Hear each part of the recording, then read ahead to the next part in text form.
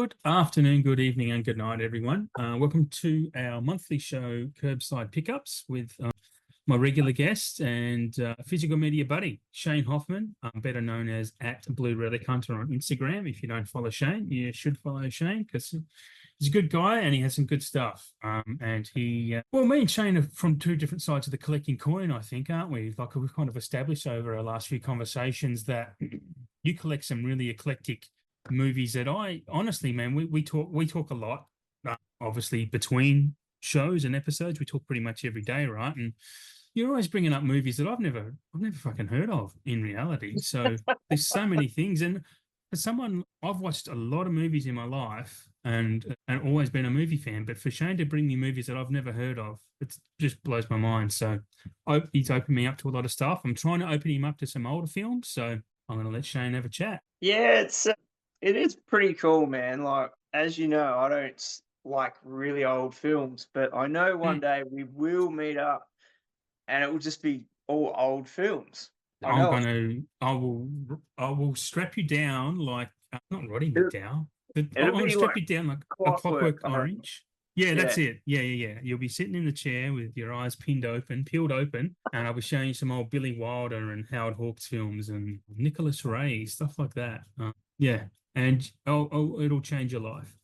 That really will. Yeah. I reckon I've got a kind of bit of an idea for a good mid-month show for us, actually, Shane, where I give you maybe we give each other a movie we should watch, and Yeah. then we come and talk about them. Like I'll give you an old one, you give me one of your '80s action things that has the weird name. And I think we should come on and talk about them. That's just thinking out loud. So hearing it here first. To be honest, I'm hearing it first too, as I say it. So as usual in this show, thank you for joining. Obviously, I should start with, if you have been listening along, this will be a bit of a continuation from last month's show as well, and we'll also talk about some of what we want to come onto 4K, and we'll be going through what we've had arrive, what is going to arrive. We're recording this pretty recently after the Black Friday sales have just been and gone. I've had quite a few arrivals from that. Shane's going bankrupt from his orders. I'm getting close to bankruptcy from my orders. Like he was shit staring me a couple of months ago about how much I had on the plate, and I've FOMO'd him into doing the same. But I've really caught up to what you did a couple months back. Like, what you did was pretty incredible, to say the least. yeah, well, this month has been almost as equally as incredible. But you might buy less, but you probably spend the same because you get those Vinegar Syndrome titles. And I've got a lot of Scottish heritage in me. So my grandfather was Scottish, so I can be pretty tight-fisted. So I look for bargains, and if I see a bargain, I kind of find it hard to let it go. This Black Friday was, although I ordered a lot Black Friday, it was really tough for me to back out of so many things I had ordered. Like it was so many things I wanted to order. I got to spend another $1,500, I reckon, on stuff that I wanted to get, and I was just like, nah. I refused to upgrade some of my Blu-rays because stuff that I could have gotten, like Silence of the Lambs, was $20. 4K of that, the Arrow 4K was $20 on Amazon. And I put it in my cart and like, I really need to do this. I'm only going to watch it once every few years. So I didn't do it. And then the very next day it was 41. I'm like, cool, that made my decision for me. If it was still 20 the next day, I probably would have actually gotten it. So yeah, just things like that. That transfer is totally worth it, though. Every cent. Yeah, I wish you hadn't have said that though, because the Blu-ray, I watched the Blu-ray in September, I reckon, just through spooky season, and the Blu-ray is not a good copy. Like it's not great No, at all. Like it's almost it's not. VHS-y. Yeah, it was really disappointing. But I also have it digitally on iTunes, so I thought, and that's in 4K on iTunes. Not that I think I've even watched that version, but yeah, it might happen one day.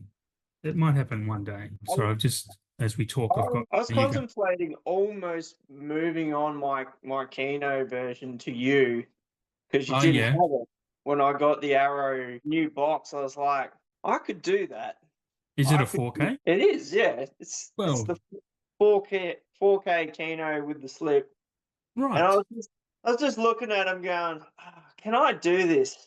Can I just Get rid of have it. it? But then I was looking at the artwork and I was like, no, but the artwork's different. And I'm like, oh, this is tough. Well, I'm still thinking about it, but if you change your mind, I'm here and I've got stuff to swap back. So yeah, it um, is true. You do have a little bit of stuff kicking about.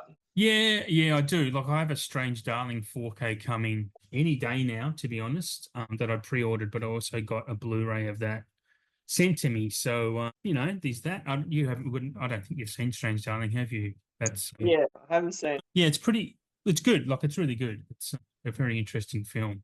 So yeah, this is a bit of a scattershot episode at the moment, the way we're going about it. But we might get into, I guess, on that note, did you want to get into your what you've got, what you've had arrive? Do you want to start with yours in the last? Well, just talk about anything you want since the last time you spoke. Yeah, there's been a couple. Obviously, for all the viewers that are listening and will hear this, I did a bit of a live stream last night of what I got from Outrun, and I only got like 8 titles, but still, there was a bit of pennies in those titles. So yeah, I picked up a Fluke, Rules of Engagement, Link, which I'm super keen to check out. Trick or Treat. Rules of Engagement. I didn't realize you got that. That's the Roger Avery one. Oh no. Sorry, that's the Guy Pearce, Samuel L. Jackson one, right? Yeah, sorry, my Yeah, bad. Yep.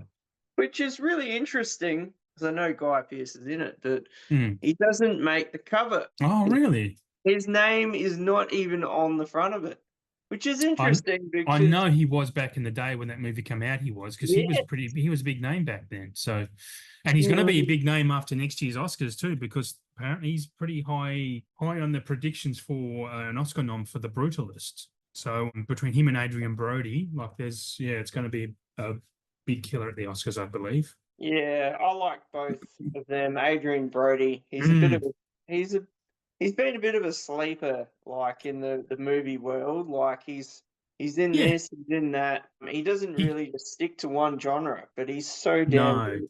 he chooses carefully. He does most of Wes Anderson, especially later Wes Anderson films, and he's a fantastic actor. He's in a movie called, I don't know if you've ever seen Wrecked, where he crashes his car and is basically trapped in his car for like, I don't know, a few nights or a week or so in the bush. Like he drives over a cliff and he's trapped in a car. Have you seen that? It's Yes, I yeah, have okay. seen it. Yes, It's quite good, right? Like it's for a long time, but I have seen it and I did mm, enjoy it. yeah, It I think any actor that can do like a solo performance yeah. purely in a very phobic Well, yeah. situation, like Ryan Reynolds in Buried, Buried, that's what I was thinking. you kind of got to go to another place to do a Mm, role like that because a- you absolutely. everything is on you. You're just putting out all this Yeah. vibe, Yep. and you've got a whole audience watching what you're doing, and to Mm, captivate them for yeah. 80 to 100 minutes, I think that's a pretty fierce effort. Absolutely. Considering on a shooting day, say if they even shoot, if it's a short shoot, might be 3 weeks, and they're 12, 14 hours a day in every scene, and Yep. they're there the entire film. So, hell yeah, that's a big task for Mm. actors. It would have to be like, yeah, it's a lot of, it's very impressive. And even speaking about Ryan Reynolds, who is kind of a one-trick pony, Ryan Reynolds, right? He has a shtick and he sticks to it, and it's made him a very wealthy and successful man. But Buried is very different for him, right? Like it's a bit of a departure. So it's actually an interesting film to watch just from that perspective. I think Reynolds. like for Reynolds, his early stuff is a lot different than what he'd do now. It's almost like he hadn't found Oh, his yeah, shtick, but he's got it now. I mean, he delivers things in a way that it's similar to other films that he does, but it doesn't matter because the way he delivers it is just flawless. It's great. It's yeah. hilarious. He's nailed his. I mean, I might push back a little bit on that because even in his early days, he did films like Waiting. Is it Waiting? Yeah, And then maybe. Van Wilder and stuff. So I mean, he was developing that shtick, Yeah, but yeah, I mean, he did obviously make some other movies in between that tried to veer away from that, and it didn't quite work for him, I guess. So, yeah, I mean, he chose his projects, and I mean, his passion was Deadpool, and he did it well. I only got to recently watch Deadpool and Wolverine when it hit Disney Plus, and I didn't hate it. And I'm not a massive Deadpool fan. Like, I'm not one of those hardcore people. I don't care to even get the physical of it, to be honest. I mean, again, in a couple of Black Fridays when it's $25, probably, but it's not something that I would rush out to get. But I didn't mind Deadpool and Wolverine. Have you seen it? You've seen that, I'm assuming? Yeah, we caught it at the end of its cinema run here, Yeah. in Hobart, and it's a very intense film visually. There's so much Mm, happening that yeah. you really need to see it a couple times if you're really into it, Yeah. to capture everything that's happening because there's just so much going on, and it's long. It's a long movie. It is. It is a long movie, actually. So, what else have you had arrive then? Apart from those that I can see, In obviously, in the entire Cannibal. last month, since like early November when we last recorded, you must have had other stuff, yeah. What Oh, about? I can see yeah. the Terminator Steelbook behind you. Oh, yeah. So Terminator Steelbook, Cannibal Apocalypse, another Kino cult, Yeah. which I've got the VHS for as well, which I've had for a long time. The Prior and Wilder box set, I highly Mm, recommend that. I've only watched See No Evil, Hear No Evil, but so it's good there. pretty damn good. I mean, Indicator, Mm, I don't have any Indicator, but I would buy more Indicator because that okay. box set is Yeah. Right. absolutely mint. Was that a new scan or something? Was it or? Well, I did hear it was new scans, but Okay, that's I'm not interesting. I'm not 100% sure.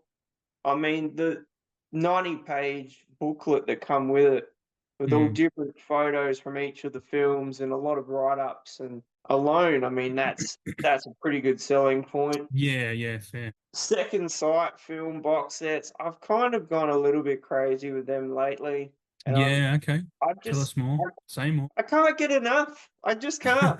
They are Um, good though, aren't they? They're beautiful. They do make beautiful work. So, what ones you got? It Follows, right? And what so else? I got It Blair Follows, Witch. The Blair Witch Project, Mean Streets, Oh, and as we were talking about last chat, I said I'm gonna get Late Night with the Devil, and I mm-hmm. actually did it. When we finished that, Yeah. I jumped on there and I was like, Talked yourself into it. Nice. I just bought it. Have you watched the So film yet? haven't watched it yet. No, Okay. I will I open that one. Yeah. It's look, it's a good movie. It is a really good movie. It's just it's a different kind of horror. I'm actually keen to see it again. I just have the Blu-ray of that, the Umbrella Blu-ray that came out. Yeah, it's a shame we didn't get a 4K of that in Australia. It's kind of mental. I think I've mentioned on this show before. So yeah, disappointing, but we do what we do. And But this is Umbrella we're talking about, right? So they did mm, release the Terrifier set, yeah, and yeah, that was just Blu-ray. And yeah, so we've got the 4K trilogy. yeah. That is interesting, isn't it? Actually, Here's yeah, another $200. We would like that, please.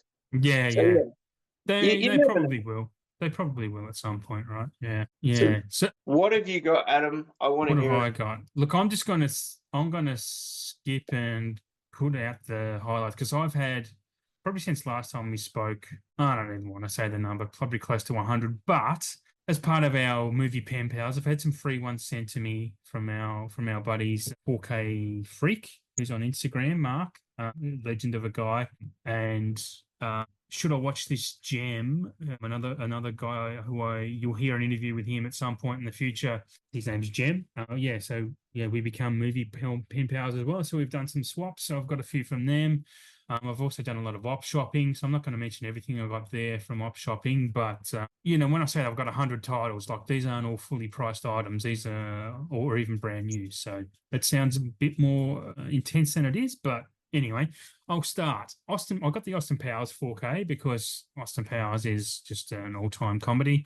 I did watch that, and frankly, I was kind of disappointed in the transfer. I mean, it's a very high bitrate transfer. Like watching it, it's up in the 80s and 90s all the time. But a movie that colorful, I really wanted it to pop more, and it just doesn't, which is kind of sad. Just in contrast to a film I watched the other day, I got on 4K. What was that? Damn, I have to look at my letterbox diary. This is why I keep letterbox because I forget shit so easily. In and Out. I got the In and Out 4K from Kino through the Black Friday sales. That was really impressive. North by Northwest is the film I'm thinking of. That came out recently in Australia, and that's my favorite Hitchcock film. And that is a stunning 4K. It does have, if you don't like green, you're gonna think I'm an idiot, but it's on film and I like green. But just the colors of this film, it's just insane, the transfer. It's absolutely stunning, like properly stunning. One of my other highlights here, I'm just scrolling down my spreadsheets. I've got In a Violent Nature, which is a horror movie from this year, which if you haven't seen, definitely see that. I did finally pick up Citizen Kane on 4K through a JB sale, and that's Citizen Kane. It speaks for itself. It's a movie you've not watched. I was gonna assume because it's old, you haven't seen it, Shane. I have not seen any of them because they're old. I love that. I love it.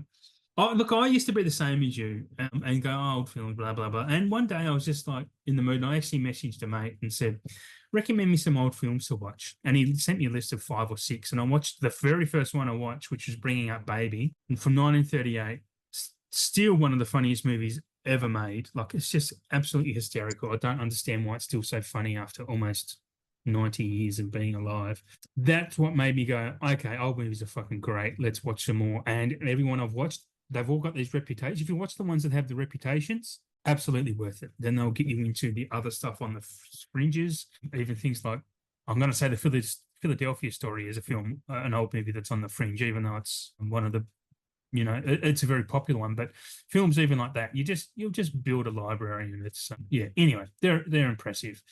What else have I got in here? I've got quite a few. I've got a few imprints from the imprint sale that they had. Their very early Black Friday sale. I had quite a few titles from them. They had some good bargains, to be frank. What else have I got here? I got the Equalizer box set on Amazon, the 4K box set of those, which was I thought it was cheap, $40 for all 3 of those imported. So I was happy with it. I've never actually seen those, but they're all rated quite well, and I've heard really good things. I did get Inside Out 2 and Kingdom of the Planet of the Apes for the Black Friday sale as well, because obviously Disney don't bring them out in Australia. Happy with those to continue on with my Pixar and Planet of the Apes collections, because, all gold. I did grab All About Eve, another old classic film, Shane, that you absolutely should watch. It's a Criterion version of that, and with Betty Davis. It's a fucking stunning film. For no particular reason, it's just beautifully told, made, blah, blah, blah. I got the Blazing Saddles 4K. Very keen to see that again. Oh, yeah. It's one of my favorite 4K. It's one of my favorite comedies of all time. I did get the Zaz box set, which is, well, I haven't watched any of them, but I'm very happy to have that. Okay, I'm still going. I got LA Story, which is a Steve Martin movie from the early 90s. Have you ever seen LA Story? Very funny. He's stupid. Well, The best line from it is that, because he's like he's probably going through a midlife crisis in his 40s, I guess, whatever, or 50s, whatever he is at that time, probably in his 40s in real life at that stage, Steve Martin.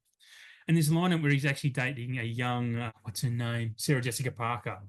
And she's like 24 or something, and he's in his 40s, and someone goes, she's young. Yeah, she's not that young. She's going to be 27 in 3 years or something. And it's just the way he delivers it. It's a very, very funny line. Just something I've always remembered. Another one of my all-time favorite comedies, Wet Hot American Summer, which, if you haven't seen, is just a spoof on those 80s camp movies, like summer camp movies, and it basically focuses on the camp counselors, like the teenagers who run these camps. It's absolutely fucking hilarious. It's really hard to get anywhere in Australia. The Blu-ray's always been expensive. Got it through Amazon through Black Friday, and I don't even think you can get it on digital in Australia, to be honest. You might have to get it through other nefarious means, but otherwise, yeah, a film everyone needs to see if you like 80s, those 80s stupid comedies where it's always like one camp against the other camp type of thing. But yeah, it's anyway very funny, and a massive cast of young actors who who basically grew up to be like the biggest stars we have today, the biggest comic stars we have today. What else? So I had quite a few arrivals today. All my stuff from the UK arrived, quite a few Criterion. So I got 12 Angry Men, Tootsie, Yee Yee, which is a very good, an Asian film, I believe. It's got a very good reputation, so I grabbed that on a blind buy. They Live by Night and Fast Times at Ridgemont High.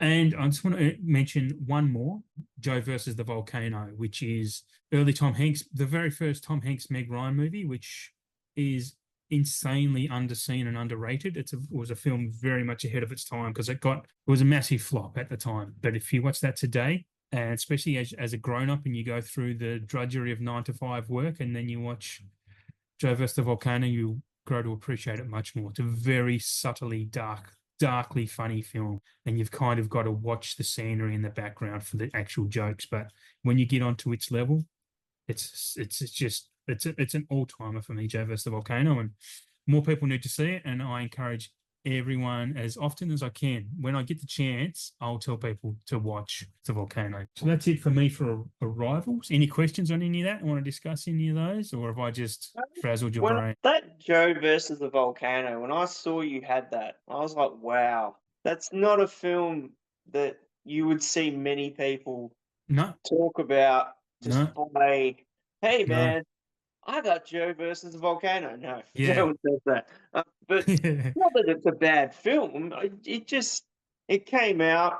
It didn't It really came and do went. much, but films like that can over time grow into something else, Yeah. and that is one of them. Yep. So Massively underappreciated film. Yeah. I'm glad you said that. Yeah, because I mean I've noticed there are in the stuff that I listen to and watch and just pay attention to, like there are a few of us out there who know this movie and appreciate it and love it for what it is. And I honestly at one point thought I thought I was the crazy one for quite a while, being the only one that really liked this movie. And then I actually listened to an episode of Sif Pop, which is a podcast and a website that I still officially write for, but haven't written for quite a while. But the guy who created that, Aaron Dicer, who is actually an actual movie critic, he was talking about Joe versus Volcano one day, and he was heaping praise on it. And I thought, holy shit, I'm not the only one. So yeah, it's good when you're validated like that too, because I was like that with The Burbs as well, another Tom Hanks film, which is I'm a massive fan of The Burbs. It's in my all-time top 10. And then all of a sudden, it appears that this is a cult film that everyone loves as well. So I'm not sure what your thoughts are on The Burbs. You would have seen The Burbs, surely? I love the Burbs. Yeah, yeah. And in saying Great. that, I don't own the Burbs. I Oh, don't have a copy of it. Not oh, that I've never wanted a copy of it. I've probably tried to buy it many times. I've seen it many times, but maybe yeah. I'm just hanging out for some label out there. I don't know who Well, it would be, to yeah, drop it it would be a into nice the 4K. 4K. I actually have it on, I have it twice on Blu-ray and I have it on DVD as well, and I have it digitally. That's how much I like, because I got the Arrow Blu-ray of it, and when I recently purchased from them, but I also have it in the dual pack that JB Hi-Fi. I don't know if they still have it, but was that Umbrella did an all comedy caper release of a 2-pack, and it was The Money Pit and The Burbs is in it. Yeah, so I have that version as well because I got that for like maybe $12 or $13 at some point. So, but then I got the Arrow version because I just thought the transfer of that would be better. But yeah, The Burbs would be a movie that would be a great 4K. I mean, I'd jump all over that, even though I keep saying I'm not going to upgrade, but I'm only going to upgrade films that are in my like top 50 of all time from now. The Burbs would be in there. Oh, for sure. I remember when that come out, and it was Mm. just it was great. Yeah, It was just it's such a cool comedy. It was yep, dark, yep. but Tom It's Hanks and all the cast are just fantastic. it's funny. It's like Bruce Dern is just the king in that film, man. He's just from his whole attitude when the dog shits on his lawn, the way he falls from the roof of his house when he's up there with his sniper rifle and his military equipment. Just Rick Ducommun when he gets electrocuted and falls into the wooden shed. The fucking it's just Joe Dante. It's Joe Dante who makes that film. Like the director, he's a few directors have my number, and Joe Dante is one of them. Like I find it hard to not like anything that guy does. Like he's just remarkable. He just has this tongue-in-cheek kind of sense of humor that is Mm. very sly and very subtle. So even something like Small Soldiers that he did, Piranha, in the early 80s, like Piranha is a funny film if you watch it in the right light. So yeah, Joe Dante is a bit of a god for me, to be honest. So yeah. That I did get the Scream Factory 4K of that.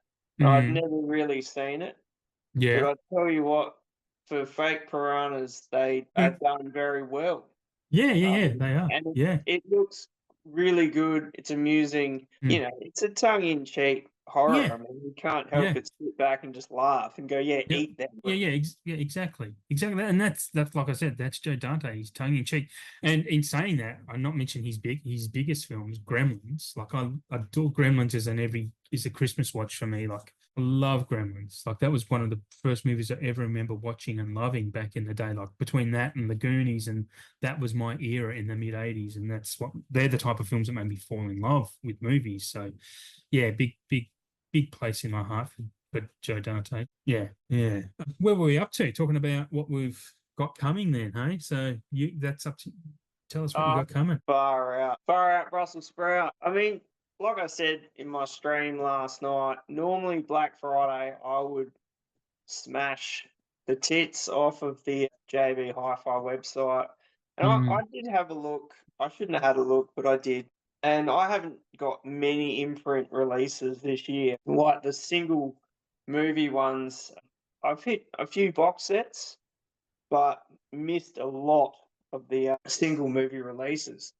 I mean, Okay. they still print a lot of those slipcover versions. I mean, and then they re-release them again anyway without the slip. So, if you miss out, it's not like you're going to miss out on the film. Yeah, yeah, But yeah. but those slip covers, I do like the art on them as Mm-hmm. opposed to the standard art that they have on the covers. So I kind of tried to stay away from all them just because I was hanging out for Black Friday VS Yeah. and then old mate Rick goes, "Oh, I'm going to do Black Friday," and I'm like, "Rick, what are you doing? Why are you Piss doing this? off, mate.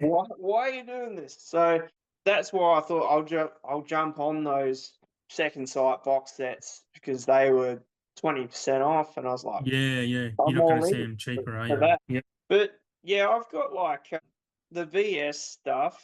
Obviously, we were chatting about this last episode. So at that time, I'd got Congo, Yeah, I'd got man. Mr. Goodbar, got Mm-hmm. that, and I think that was it at the time. But during the sale, I picked up Dog Tags. That's one of their VSA releases, which was it's an uncut version of it. I love a good uncut version of anything, especially Yeah. from the 80s. Penises, right? Well, you never know.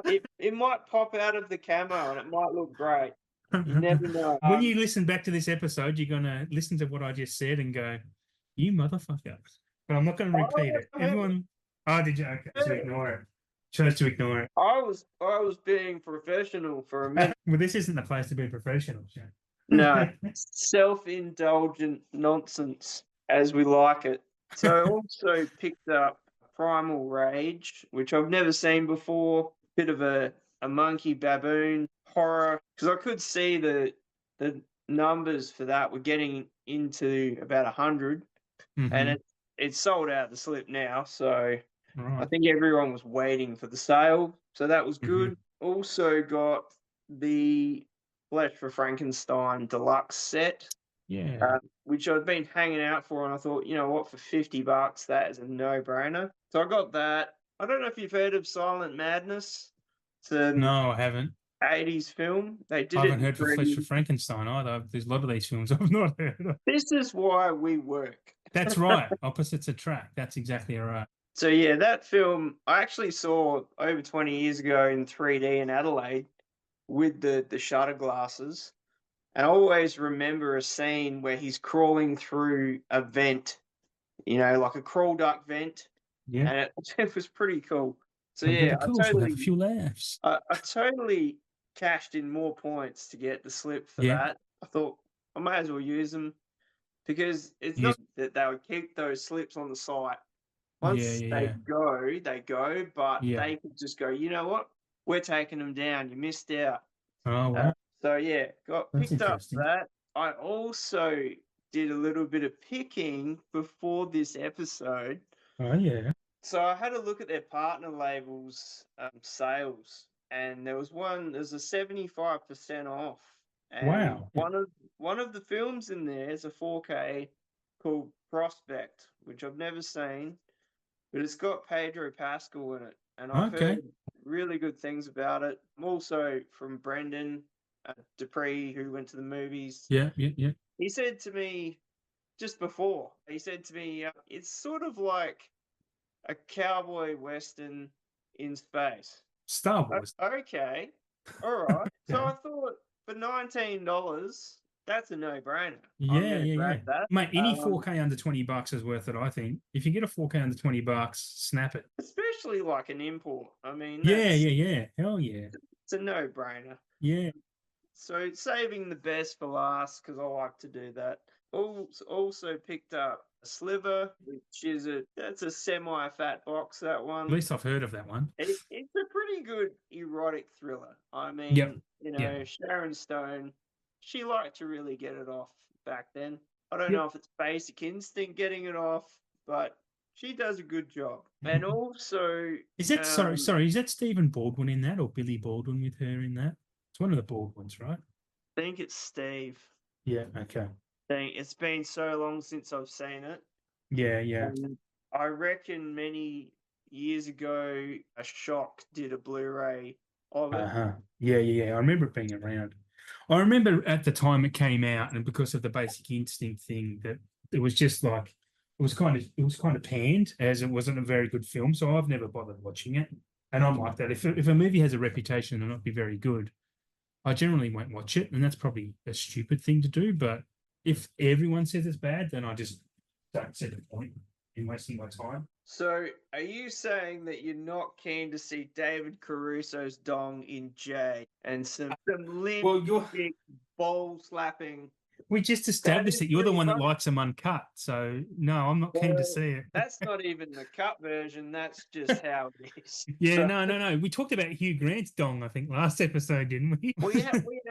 we're generating a bit of a trend here about We are, movies yeah, with yeah. dongs We in need to them. start talking about, well, yeah, we need to start switching it up. Well, totally. That's what these episodes are about, Adam. Talk about some titties Switching it eventually. up. If you want to see someone's titty, but then we'll get labeled creeps and we'll get cancelled for sure. We can talk about men's dongs all we like, but we talk about titties, then we're going to be in trouble. So, This is correct. it's the world So we live in. the final title, I've left it till last, and it's The Keep.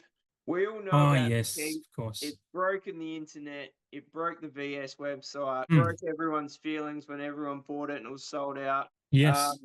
I was just lucky that on Saturday morning I woke up early and was like, oh, I need to get onto the VS website and start making some sales. And that I did. Little Yeah. to my knowledge, come Sunday Arvo, and I Mm. look at the site again because I'm always on there, and it's sold out. Amazing. And 12,000 copies you said they had, and 12,000 copies. 12,000 copies. It's a pretty rare movie with a good reputation by the sounds of it. But I mean, we'll talk about this film again later. But yes, some interesting things with this movie. And I'd never heard of it. I mean, Michael Mann. I've always thought Michael Mann's a bit overrated. And here comes where I'm gonna get something lost on my cinephile card a little bit, because I've always thought Heat was overrated. I'm not a big fan of Heat. I think it's okay. And that might be because I've seen it 2 or 3 times. I might have gone into it with high expectations. Thought, okay, these are good scenes in it with Pacino and De Niro. But does that make it a good movie? I mean, a great movie? I don't think it's a great movie. But anyway, on the Michael Mann thing, I've then obviously gone and watched Collateral. Collateral is a phenomenal film, the Jamie Foxx and Tom Cruise one. And then recently, within the last 4 to 5 months, I watched Thief, his very first feature film with James Caan, and that movie's fucking awesome. And I've been dying to pick that up, but the only way is Criterion, and that's like $90. For the Criterion, it's the cheapest I've seen. I'm like, yeah, no, I'm not going to pay $90 for this film. I don't understand why it is that expensive, but if you can get hold of Thief and you can afford it, grab it, because so anyway, a long way of me saying I'd be keen to see The Keep, even though I thought Michael Mann was overrated a little bit. Yeah, I reckon. I don't think I've seen it. I know of it. I know it's a bit of a classic, but it's interesting that they've put it out in their boutique way, and then it sells out, and here comes Imprint. Yeah. You're not people have the goods. Yeah. And then they say they're doing The Keep on 4K, and it's like, well, there you go. I reckon there's been a global rights thing about it, and to sell 12,000 copies is obviously, it was a cult film. I've just looked it up on IMDb. It's only got a 5.7 on IMDb, which is not great. out of 15K reviews. And just for anyone listening who hasn't heard of it, the synopsis: Nazis are forced to turn to a Jewish historian for help in battling the ancient demon they have inadvertently freed from its prison. Actually, sounds fucking really interesting. I'm not going to lie. Sounds fascinating, but it's got Scott Glenn, Ian McKellen, Gandalf, anyone, and Alberta Watson. I don't know who that is. So yeah, for such a fascinating thing that this has sold out so quickly and is in such high demand. But that's the physical media world, isn't it? It is pretty crazy. I mean, I didn't think it would sell that quick, but I No, know not there was buzz about this film. I've heard other people yeah. talking about it and saying, "Oh, I reckon they're doing the keep. The keep is coming out." Be Right. keen to jump on that, but is it that cult that it sold out that quick? I mean, the only other film since I've been buying and following VS was Existence. That Yes. sold out like a rocket. Yeah. Just wow. Yeah. I remember that coming out when I worked in the video store, and I'd never heard of David Cronenberg at the time, didn't know who he was, and I watched this film and I was like, this is great. But I can't even remember it now, but I remember really liking it. And I watched it a couple of times. And then I saw it and I was like, yeah, I want to get that one day. And yeah, now it's kind of not easy to come by. I mean, there's a 101 do Yeah. a version of it. So I'll find it one day and I will watch it. But yeah, I kind of lost my train of thought on that. I mean that those sorts of releases, I kind of just see them and I just jump on them. Mm. Like I think, you know what? That's gonna be good. And Yeah. I'll pre-order it. There's no sleeping on that. I Yeah. mean, I only slept on a day with the keep, only Mm. because like I was trying to break up my payment dates so they don't all fall on Uh, the same day. yeah, But right. I'm glad I did because I did manage to get a copy. But in saying that, as I've discussed with you earlier and haven't seen the film, so I'm not too bummed, but still a bit bummed. There's hundreds of beavers. Oh, yes. It hit the site like Yeah. at probably 4 in the morning here. And when I got up this morning, the slip had already sold out Yeah. and it was just the standard. And I just looked at that and went, wow. Yeah. I don't know if Rick has it. I got it from, I actually ordered mine I pre-ordered mine before it was out from Rare Waves in the UK. And I Yeah. got mine and I've got a slip and I've not actually watched it again since, but do you know anything about the film? Not a Because, lot. I was chatting to Brendan about it earlier, yeah. and he said it's like a silent film, Mm-hmm. comedy, black Mm-hmm. and white. He got the copy through Lightbulb. Okay. That I was don't the know what label that he is. got it with a slip. But you sent me that link earlier with the Yeah. wooden slip, which is Yeah. It's not there though, is it? Yeah, that it's looks not great. there. Yeah. I don't know if what you got to do to get that. I mean, that's pretty cool, but I Yeah. don't know anything about this film. I mean, maybe that's generating some buzz in itself, but It's whether I like it or not is yet to be seen. you would like it. I mean, did you grow up on Looney Tunes cartoons? Bugs Bunny, A little Daffy bit, Duck. probably Okay. probably more Ren and Stimpy back then. Ah, okay. I mean, Well, the way I explained it in my letterbox review when I first watched it was like, this is absolutely inspired by Tex Avery, and he's the guy who basically directed all the Looney Tunes cartoons. It's just madcap. It's a black and white 2 hour long silent film about a guy who has to catch hundreds of beavers to win the daughter of the merchant in this. It's the only merchant in this. It's not a town. It's just this big snowy expanse of space.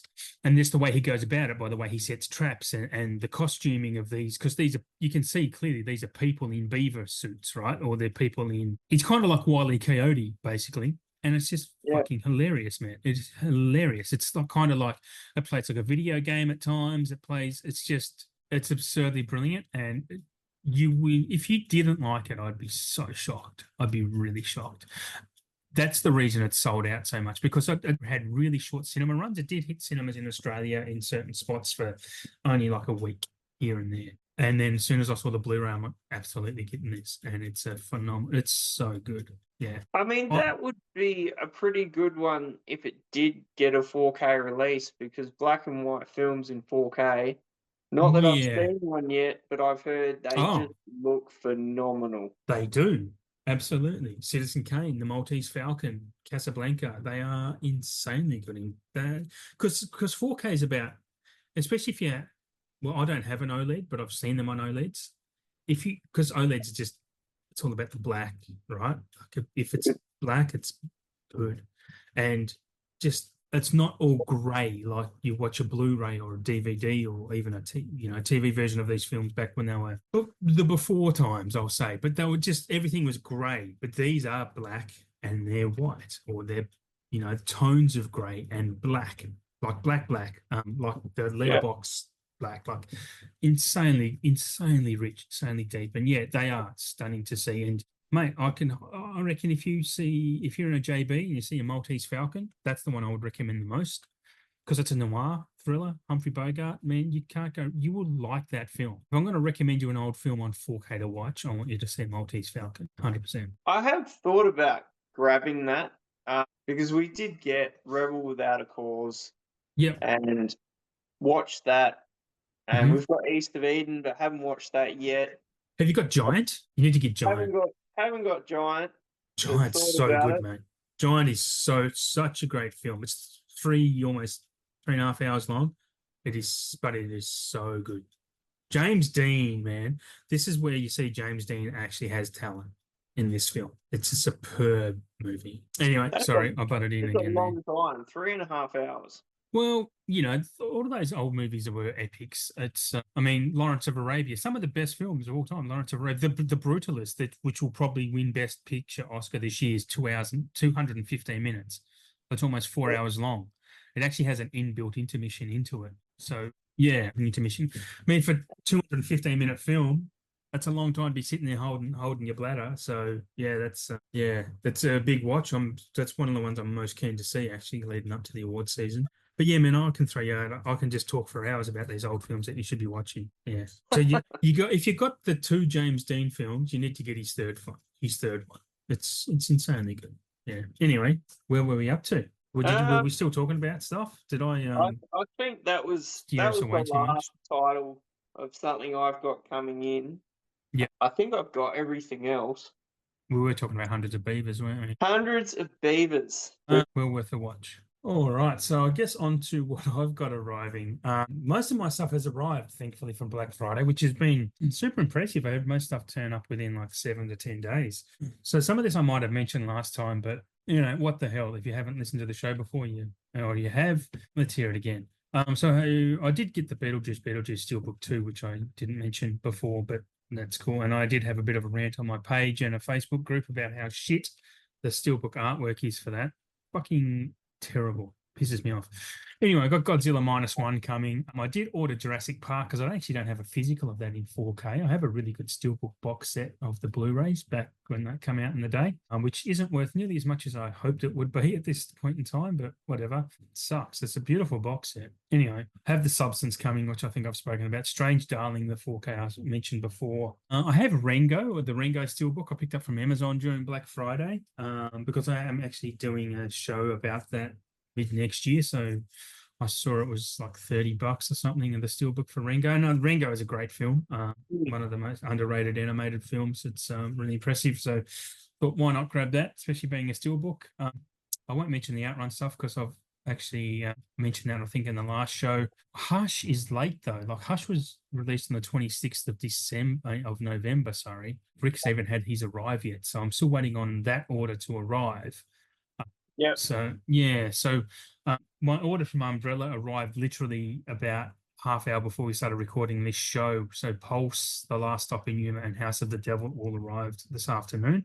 But I did order from them, and they had their 50% off Black Friday sale. A few titles, not a lot, but I got a couple of exploitation ones. Some of these I filled up just to make the $100 up to get free delivery, because I'm not going to pay $95 to get all my movies when I can just spend an extra $5 to get them delivered for free. So I actually get 2 extra movies for that. So I've got Thirst and The Survivor, exploitations numbers 14 and 15. Don't know what they are, but I thought, why not? I got The Wild One, which is an old Marlon Brando. The Chase, which is, I can't remember what that is now, but I know it looked interesting to me, and there's a big name actor in it.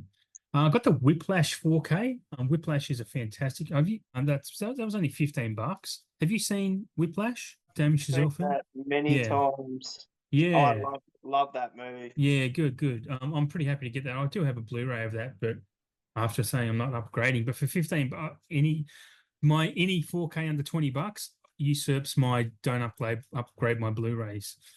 So for 15 bucks, Whiplash on 4K, absolutely going to grab that. And I managed to grab a couple more of the Beyond Genres to fill out that collection a bit more. So I got King Kong Lives and The Quiet Earth. I'm still well behind on that Beyond Genres. I'll never get them all, but I'm going to add 2 more to that. So there in the post, I've got Demolition Man coming from Arrow that is released next week, so I'll probably have that the week after. And then Arrow had their Black Friday sale, which frankly was a little disappointing to me. It's more like ill-time horror stuff. So I got a film called Hiroshima, which was a freebie because I'd ordered over £50 worth, so that was easy. I got Rollerball on Blu-ray, The Howling 2, because that will complete my Howling collection. I'll have all the ones up until 6, I guess. The Game trilogy, which is an Asian cinema trilogy, that was cheap. It was like £12. I swear I was said to Shane yesterday, just as a little insert into this bullshit. And I said to Shane, yes, no, I'll be sober for this show. And then my mother-in-law's up here and she likes a beer and she's from Tasmania and it's hot. So we went and got beers this afternoon. And so I'm sitting here drinking a 0-carb beer because it's the only beer I should be drinking. Yeah, so I'm a little bit sloppy. You're Drunk? all good, Adam. Not drunk, just a little bit merry. Lubed, that's the word. Yes, that's the word. So the Game trilogy, an Asian action thingy, and I thought that's cheap enough. That looks interesting. I'm going to grab that. Also got Raising Cain, which is the John Lithgow. John Lithgow is one of my favourite actors ever. I think he's superb. Actually watched a movie with him yesterday. It surprised me he was in it. I watched The World According to Garp. Have you seen that? The old Robin Williams film? John Lithgow plays a transvestite in it. But Oh, mate, it's on I binge. know it's good. It is good. It is good. If you have binged, absolutely check out The World According to Garp. It's honestly just this vibe of a movie. It's just so tonally brilliant.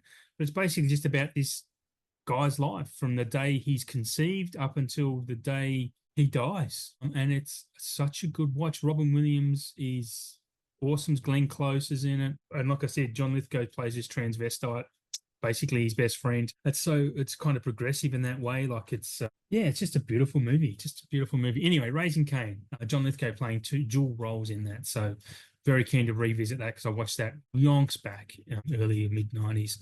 Weird Science, which I have probably seen but don't remember ever seeing. I probably watched that, maybe some of that when my brothers were watching it because I was the youngest child. Also got a thing called the Bloodthirsty Trilogy, which is another Asian box set. I got The Long Goodbye, which is what's his name? I think it's a Peter Bogdanovich film, but who's the actor in it?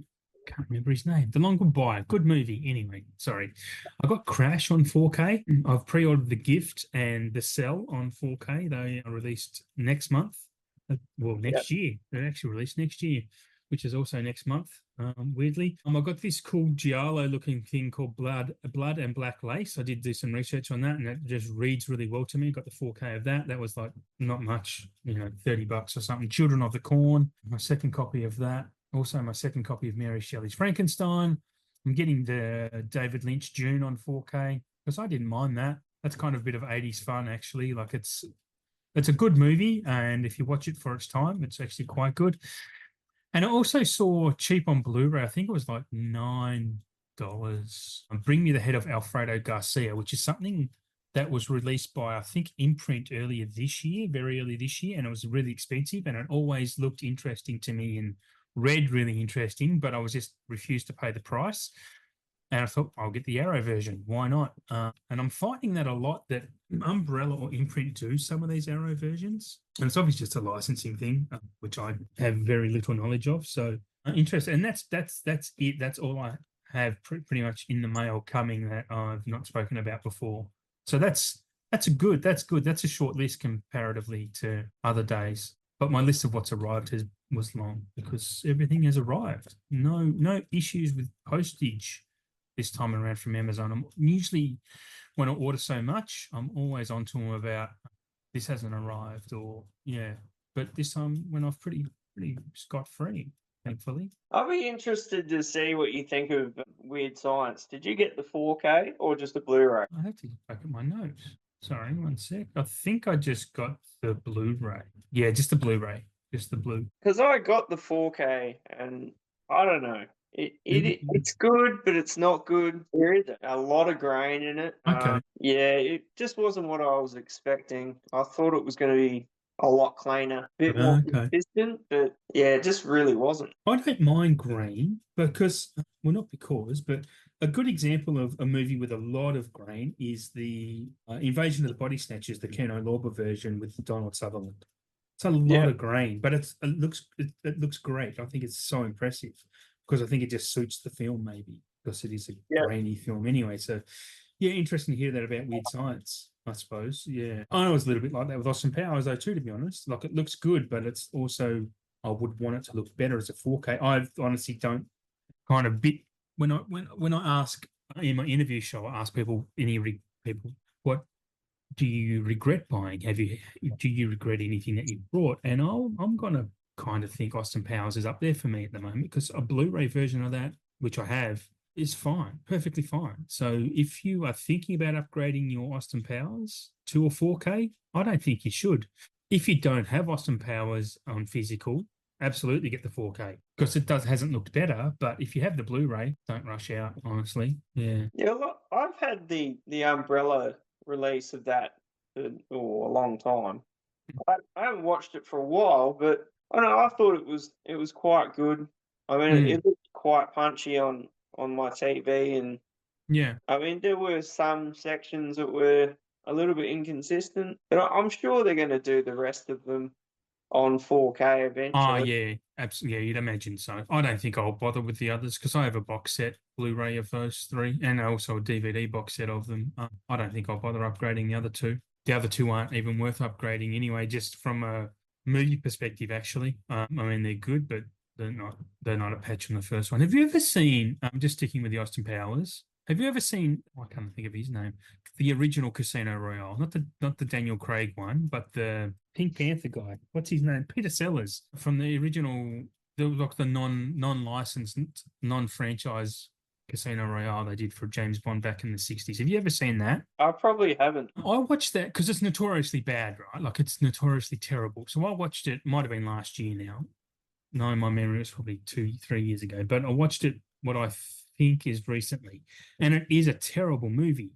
But the best thing about watching that is realizing Austin Powers isn't taking off James Bond specifically. Austin Powers is taking off Casino Royale because Casino Royale is kind of like a bit of a spoof, a bit of a piss take on the Bond franchise, which is the Sean Connery era, because that's what was around at the time. But Austin Powers is like a complete rip-off of, yeah, Casino Royale.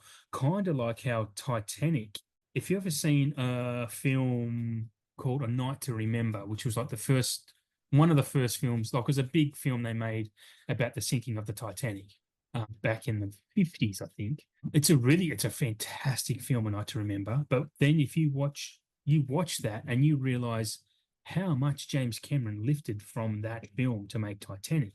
Kind of like, and I have this hot take on James Cameron that he is kind of like the Apple of directors, where he will take someone else's idea, doesn't really have many of his own original ideas, and make them better, like Apple do to Android, right? They'll come out with something Android's had out for 5 or 6 years and go, oh, look at this brand new feature that we've got. Apple might, as Samsung, Android might have done it first, but Apple take that idea and they do it better, in my opinion. I think Apple do. They might be a bit late to the party, but they make the idea better, and that's what Jim Cameron does, in my opinion. He did it with Aliens. He done it with Titanic.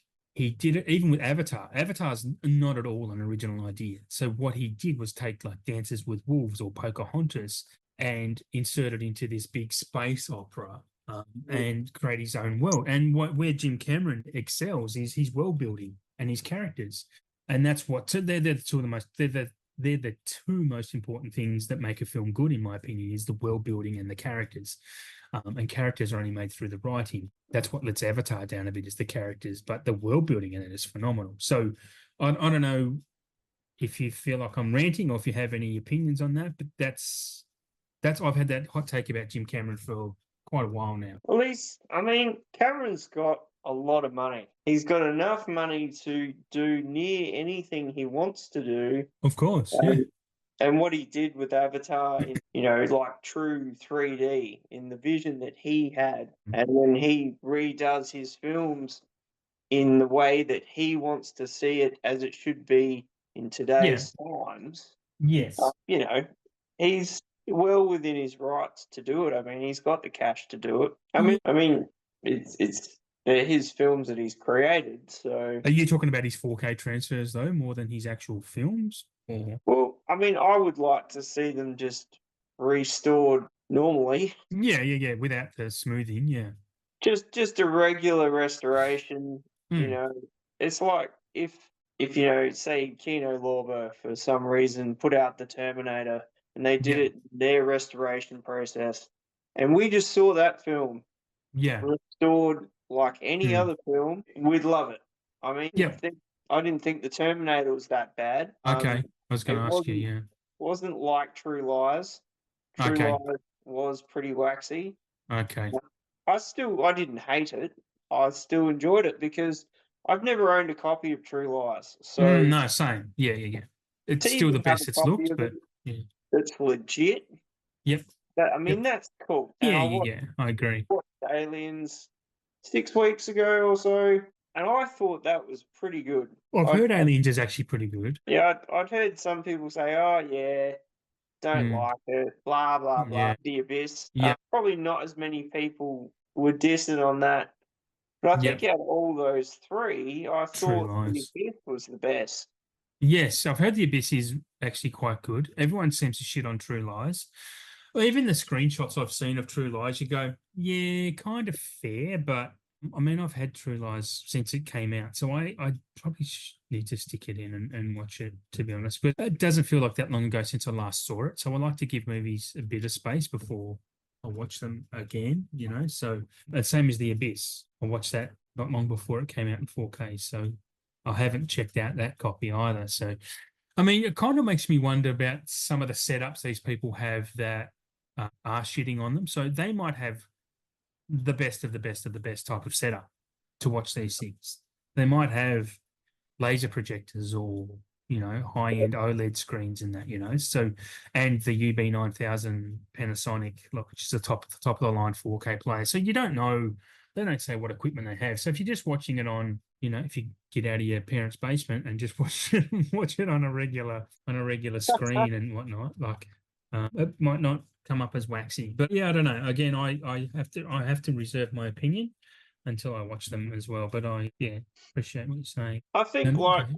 your previous episode with Foster, and one Mm, of the things he was talking about with Lord of the Rings in yeah. 4K. I've Yeah. never seen any of them.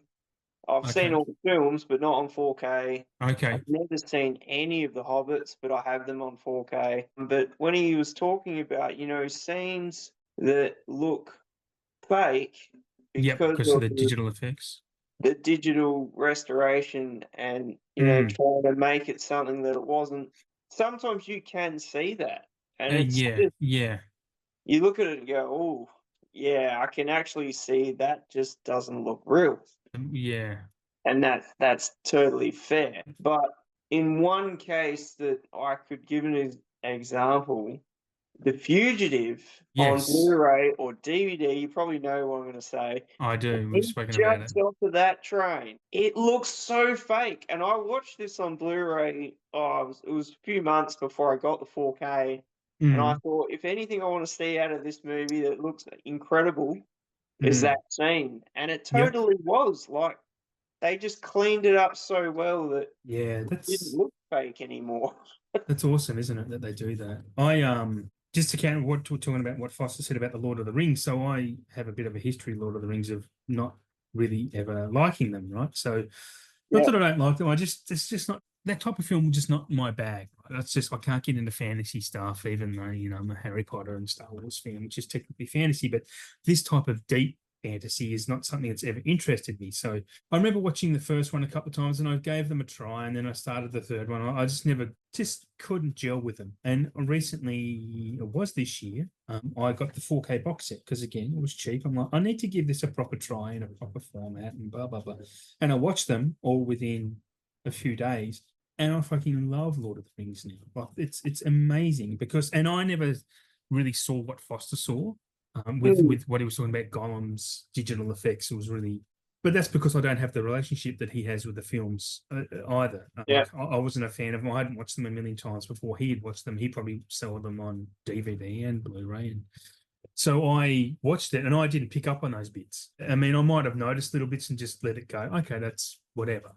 But by and large, Lord of the Rings is stunning in 4K. It is reference quality 4K, honestly. Like if you want to show someone how good 4K looks, I would say put in a Lord of the Rings film. Absolutely. Among another half dozen. So, yeah, I mean, just don't watch the Gollum scenes maybe. But yeah, I thought, I mean, that's just my thoughts on that aspect. But totally respect and agree with what Foster was saying because, yeah, like I said, he has that relationship. And if I went back and watched them, I'll probably spot the same things, honestly.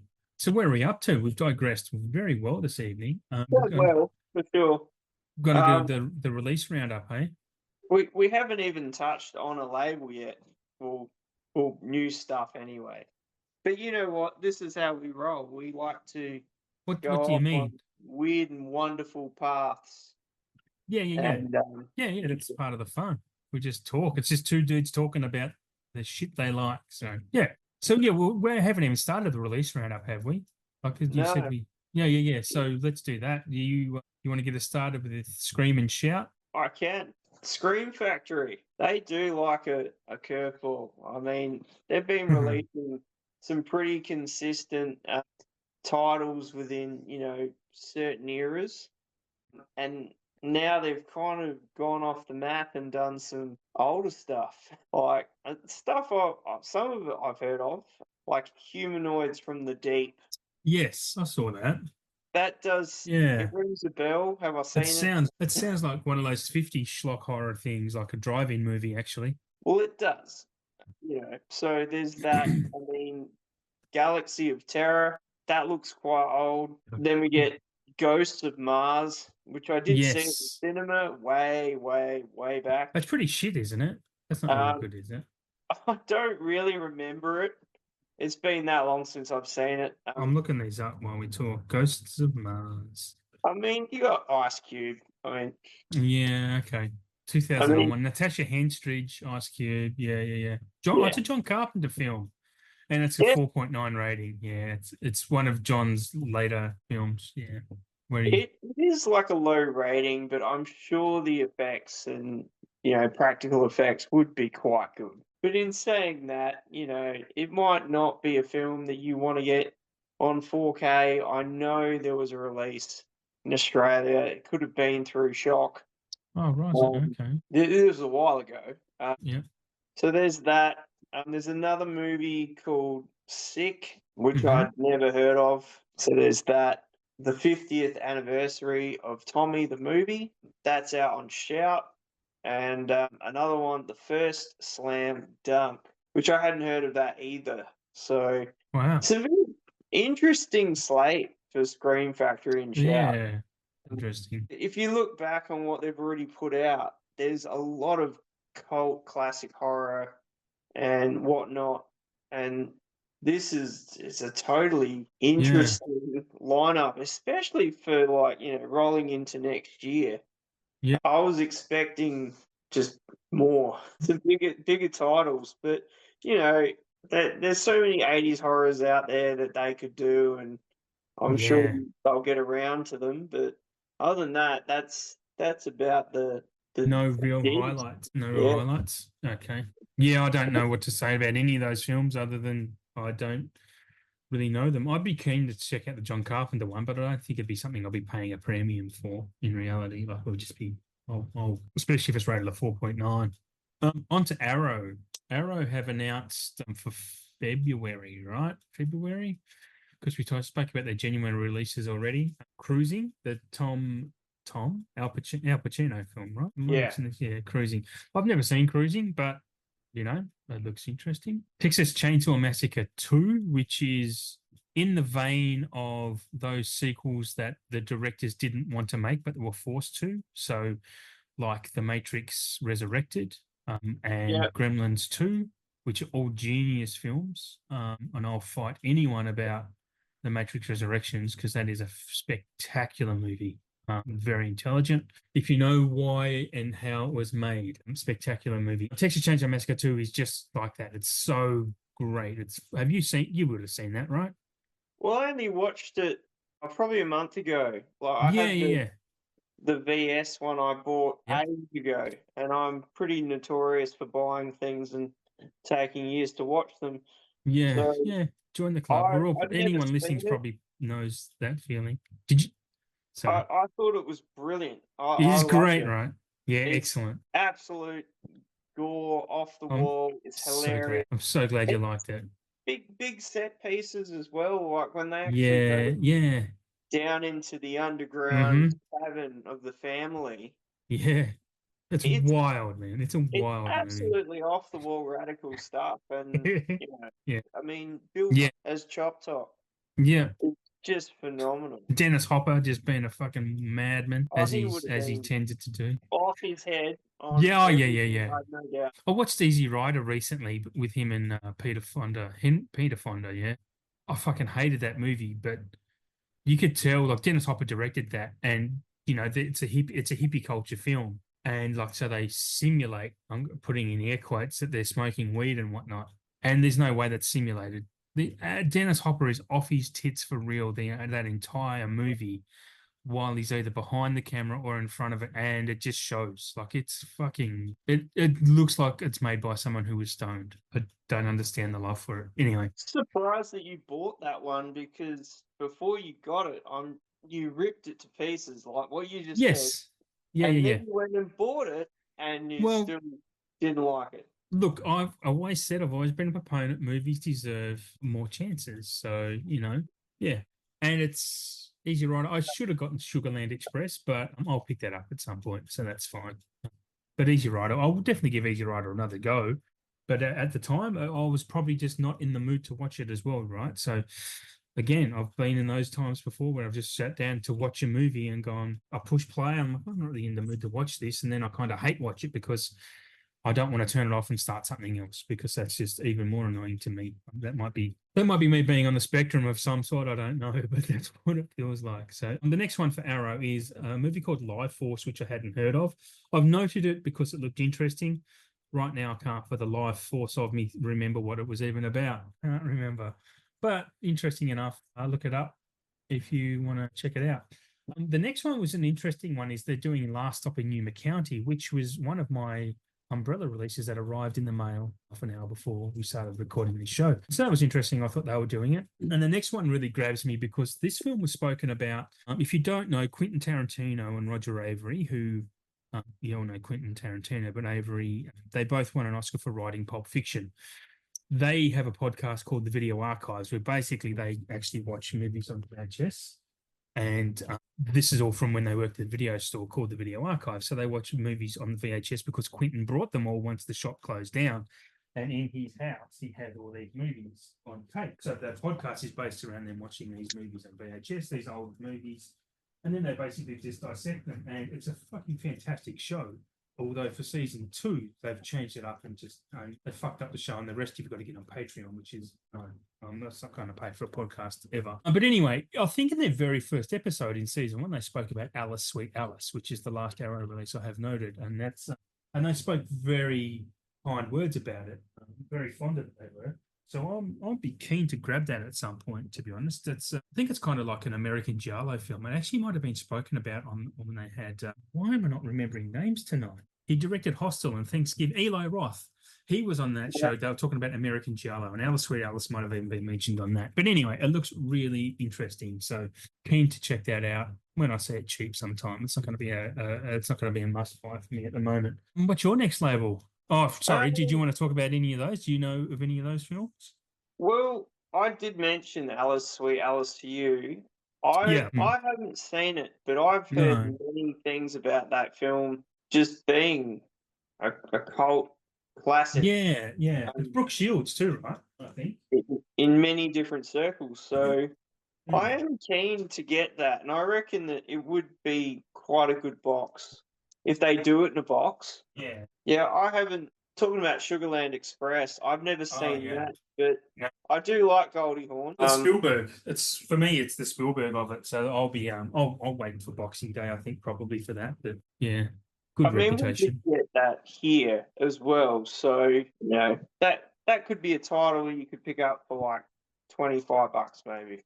Yep. So that should be pretty good. As for Life Force, I know of it. I've never seen it either. I think it is meant to be quite good, but I don't know. I would give it a crack. I'm not running out to get it, but I mean, but that cruising, I am keen to get that because I've heard countless people say to me that movie Yeah. is incredibly intense, and for a drug themed film, Okay.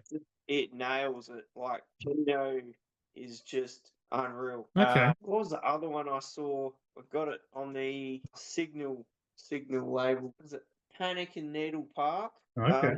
And that was just near 90 minutes of just drug abuse. Really?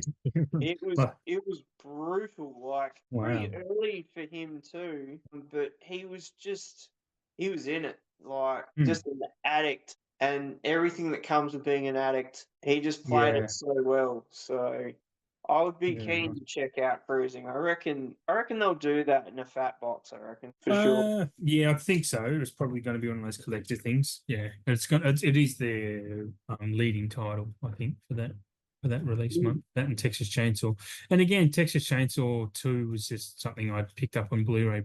After I watched it, I was like, I'm going to get this, and I got it. I think imported from the UK, so of course a 4K will come out of it. But anyway, all good. On to your next one. All right. So I'll go with Severin. Severin dropped an atom bomb leading up to Black Friday. They dropped titles that, if you're into the underground stuff, I didn't know all of the stuff that they were talking about, but some of it is just like it shook a lot of trees. Sure. Maybe some beavers fell out of them. So basically, there's a lot of titles in there that have like cannibal in them and Yeah, yeah, yeah. a lot of that Living Dead sort of stuff. But other than that, they got Antiviral, Oh which yeah. is Brandon Cronenberg film. I actually Mm, have a Blu-ray of mm. that I bought on eBay, but I haven't Really? watched it yet. I know you're surprised. That's okay. They're Shane, the doing great unopener. no. This was actually a secondhand one. Oh, okay, fair enough. I was just kind of going. It was after I saw Possessor, and I was Oh, like, yeah, man, I need to see more of this guy's work. yeah. So Have I you looked up seen? his stuff, and sure enough, there it was. Yeah, I don't think I've seen a lot of his stuff either.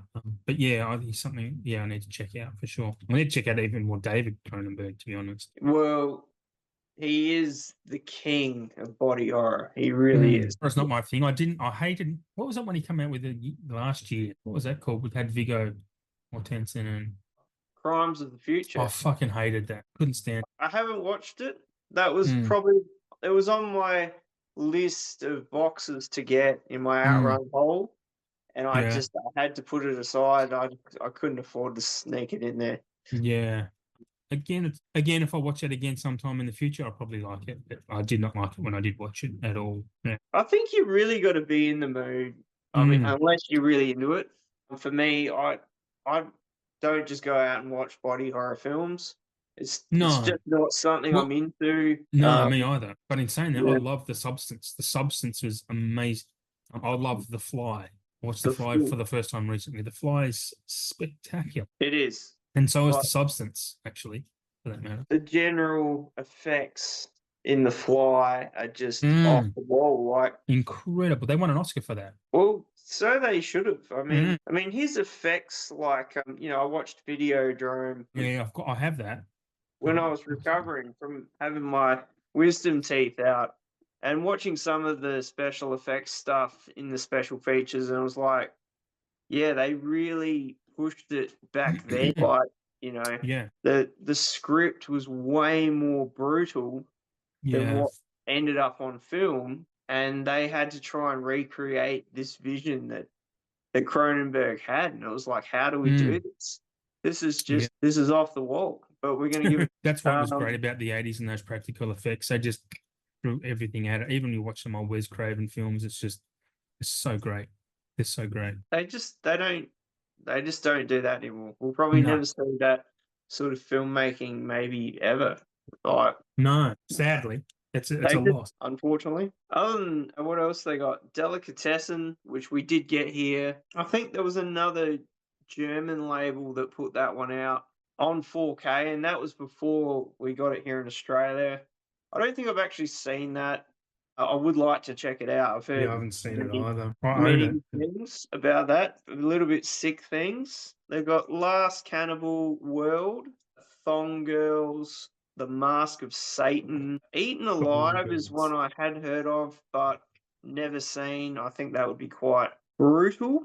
Slave of the Cannibal God, Night Train Murders, Rats, which I had Oh seen yeah. back on VHS when I was younger, so I do know of that one, and Hell of the Living Dead.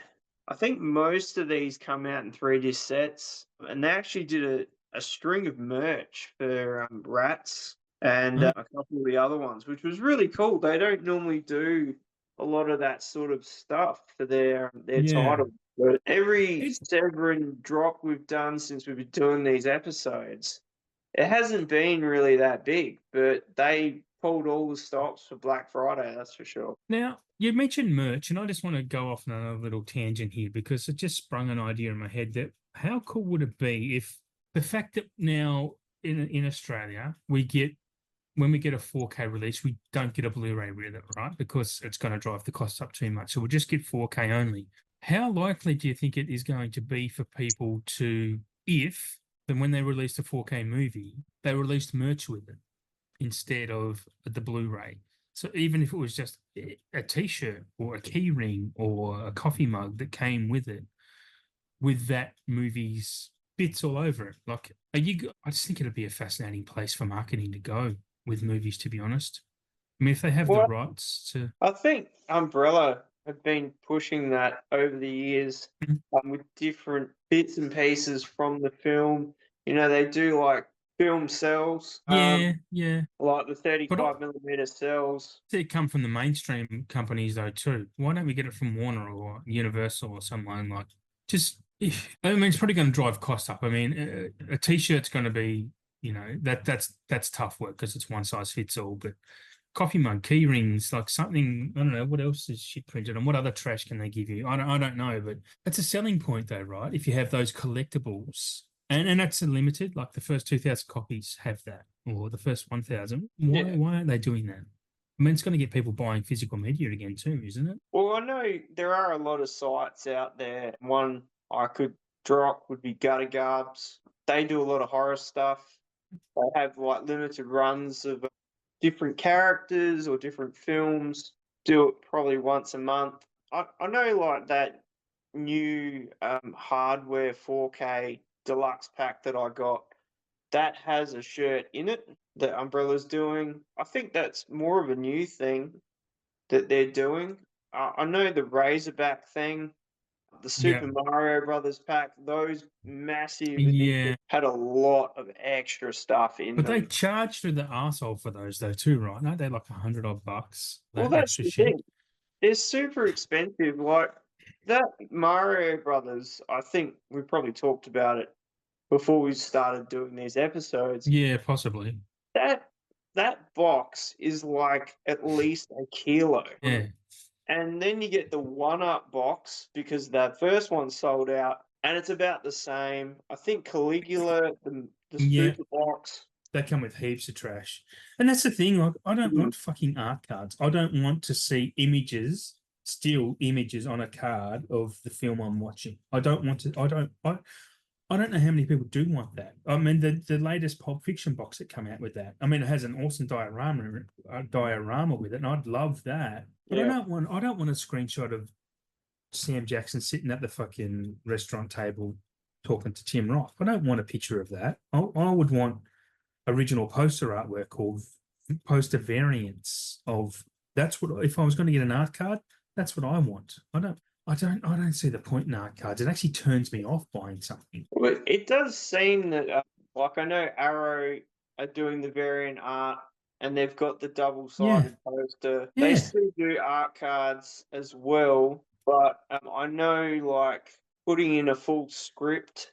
Like I know Second Sight yeah. is doing that a bit, and I think that's really cool. Even You Mad know, Men have just done that trying to recently. break into script writing, Yeah, and you read a classic film script and I how think it it's was great. done. Yeah, yeah. That's pretty cool. Oh, I think that is very cool. I agree with that. Like they did that recently. Mad Men did it with Nightcrawler. They included the scripts. Yeah. And that's I think that's like $50 for that Blu-ray. I mean, it is only a Blu-ray, which just sucks. But if they started doing it with 4Ks and they were licensed to do it, bring it on. Like I'd love to read a Drew Goddard script, but I'm not going to rebuy Nightcrawler just to do that. So I thought that set, as good as it is, yeah, just so expensive. Like, yeah, yeah. it's not something. Not for a Blu-ray. Yeah, I mean, I've only seen it once. I did Oh, enjoy very Nightcrawler. intense film. Yeah, Yeah, it's Nightcrawler. amazing. So Yeah, yeah, yeah, yeah. I don't know. I Watch it can't again. you can't Watch. justify that much on just a No, Blu-ray. no, no. I Um, mean, yeah, I think Nightcrawler's an all-timer. It's spectacular. It's a 5-star film. But yeah, I'm not gonna. I already own my Blu-ray. I'm not gonna pay for another Blu-ray just to get the script at that exorbitant price. So yeah, True. Yeah. yeah. Were you still talking about Severin or to something else? No, we're on to your next On to the lab. main. Let's just, well, we're up to Criterion, that means. So there's only a few here that I was interested in. The biggest one I'm interested in is Kronos, which is Guillermo del Toro's, I think it's his first feature. And I have grown to love del Toro in recent times because I think he's a very interesting filmmaker, auteur, and a bit of a visionary. So Kronos, I'm very keen on. His early films are quite good. Like I love Pan's Labyrinth. Devil's Backbone is really, really good. The only film of his I don't like that I've seen is Pacific Rim. I think that's movie's fucking trash.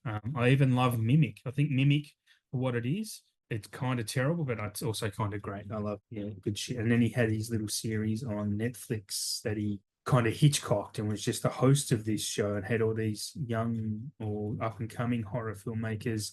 Guillermo del Toro's Cabinet of Curiosities. I'm not sure if you've seen that, but there's some episodes in that that are insanely brilliant, man. One of them is proper scary. Absolutely check that out if you haven't seen that, Shane. Have you seen? I've Seen heard I've heard of it, and I've heard a lot of people praise it. I mean, for what it Yeah, is. yeah, you should watch it. It's very, very good. So yeah, I'm keen to see Kronos, and that's again being Criterion and being Australian. It's a bit of a love-hate relationship, but hopefully they do a UK release of that, and I'll be able to pick that up at some point. Or maybe I often see Arrow end up doing releases of Criterion or vice versa. So they do those hand in hand. So being that Arrow just did a 4K of Crimson Peak, which is another Del Toro, as we were talking about, that's another early one of his which is really, really good and would look stunning on 4K. So yeah, hopefully Arrow get to do that or something. Anyway, the next one is a movie I watched this for the first time. It might have been early this year, probably last year's Drugstore Cowboy. I mean, I liked it enough to buy it, but I do think it's a bit overrated for its reputation. It's good. Have you seen Drugstore Cowboy? Yeah, I got the imprint one of that. Mm, I hadn't seen it before, but I enjoyed it. I thought it was yeah, pretty hard hitting, probably for its time and what it was, the themes it was dealing with.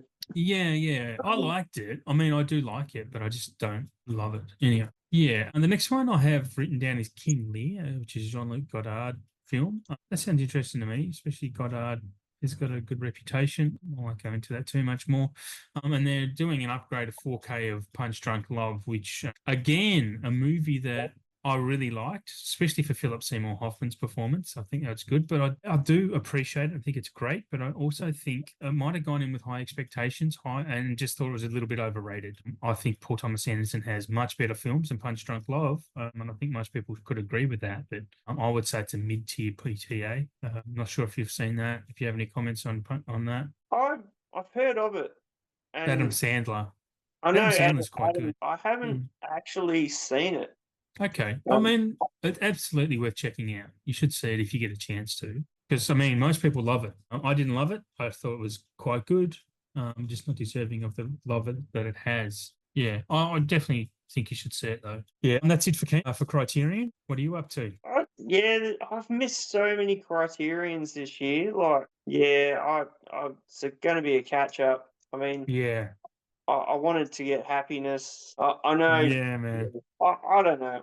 I like that movie. I need to see it Oh, I again liked it, but I don't want to in ever a see it while. again. It's a Once in spectacular a blue film. moon. It's tough. It's a tough watch. I still want to get Risky Business. Like, Yes. Yeah, yeah. I nearly um, grabbed that. Yeah. Yeah, risky business. I should have grabbed risky business. I'm kicking myself that I didn't. It was on sale. I reckon it would look phenomenal because I did Mm, watch The Blue. I would have been a couple of years ago when I picked it up, and I just thought, yeah, I can see how this would look better if it was like, restored and all the colours balanced, and mm. it didn't look so dark in some sections. And Criterion are just they're maestros at pulling that shit off. So Yeah, they are. Like they are. There's a few out there that do the good transfers. I was going to talk about this before when we were chatting about something, but some transfers. But the underrated one for me is Studio Canal. Studio Canal do incredible transfers. I'm yeah, not sure if you've yeah. noticed, but they really do spectacular work. Yeah. we Anyway, well, we get a lot of Studio Canal we do. titles in Australia, which is Hmm. good because they used to Yeah. just be ones that we would get overseas. Yes. You got U571, the others, Yeah. um, Well, Cutthroat Ghost Island. Dog. Yeah. Yeah, so all those ones, Classics. The Classics Remastered series is yeah. yeah, It's a gift to us, to be honest. Yeah. it really is because when they first came out, they were all 26.98. Yes. Correct. They were. We don't know why. We don't ask these questions. We just buy them because, as Yes. we know, those sorts of titles come and go. And it's Hmm. just cool to see those sorts of titles get 4Ks here in Oh, Australia. I agree. Yeah. Absolutely. I mean, if you're watching all the things that are happening online and when they're going to come out, and you jump on Hmm. them at the time, Yeah. you're not going to be sad when they're not there anymore. And I think Yeah. Yeah. some people think, "Oh, yeah, I'll get that whenever." And we've talked Yeah. about this before. FOMO is a Well, mofo, man. yeah, that's it. So you don't really know how many titles of these particular No. classics remastered that they No. actually do. Yeah. And when I was religiously picking up every one that came out, Yeah. and, I think it was The Cat's Eye when that came Mm, out. I'm like, "Oh, I need that." yeah. I never thought we'd get a copy like that. Yeah. I got So, the Blu-ray of that. and it's just pretty good, short storytelling. Oh, Cat's Eye's cool. That's a cool movie, man. It's up there with Creepshow and that. Like the Stephen King involved. Stephen King's best writing are his short stories. I used to read a lot of Stephen King. So when he does his short story stuff, he's at his peak.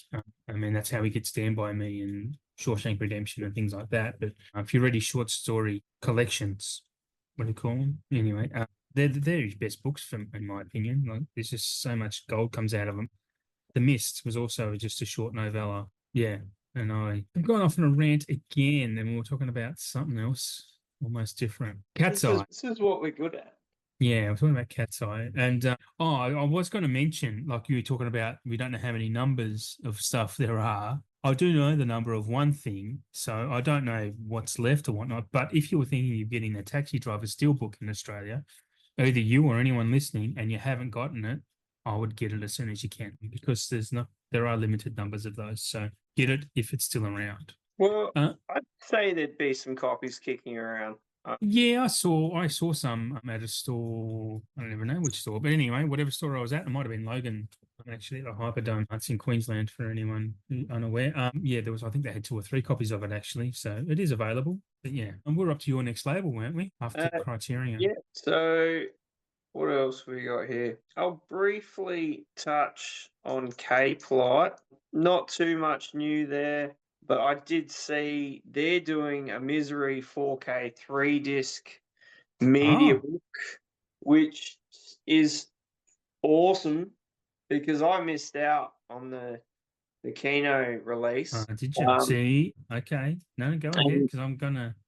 And the artwork looks pretty damn awesome on this release too. So I'd be keen to get that. I mean, you can still get the Kino 4K, just doesn't have a slip, and the one with the slip now is absolutely through the bloody roof.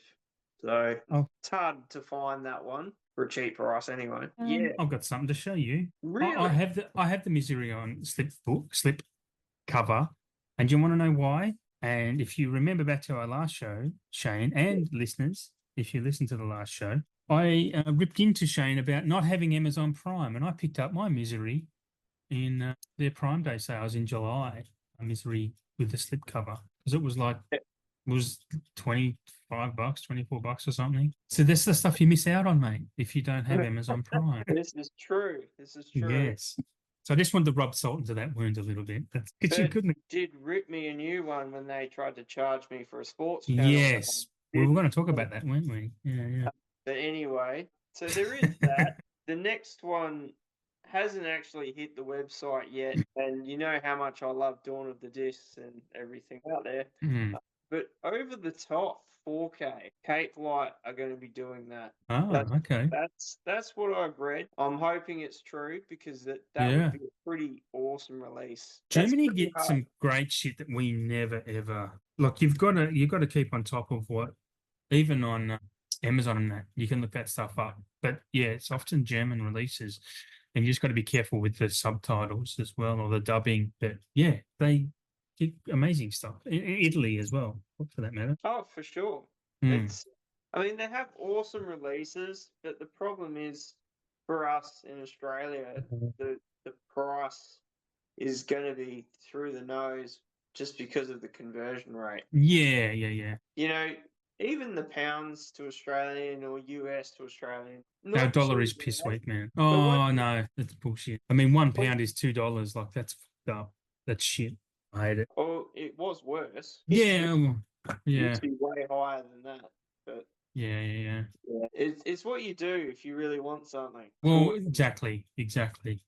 It's turning into a game of I've really got to love this movie to bother buying it. Well, that's it. I mean, I think I've gone on about it a bit already, and I know you have as well. But that never-ending story set, as Mm, awesome as it is mm. just not one that I could ever Yeah, justify paying $250 for, it's even though bananas.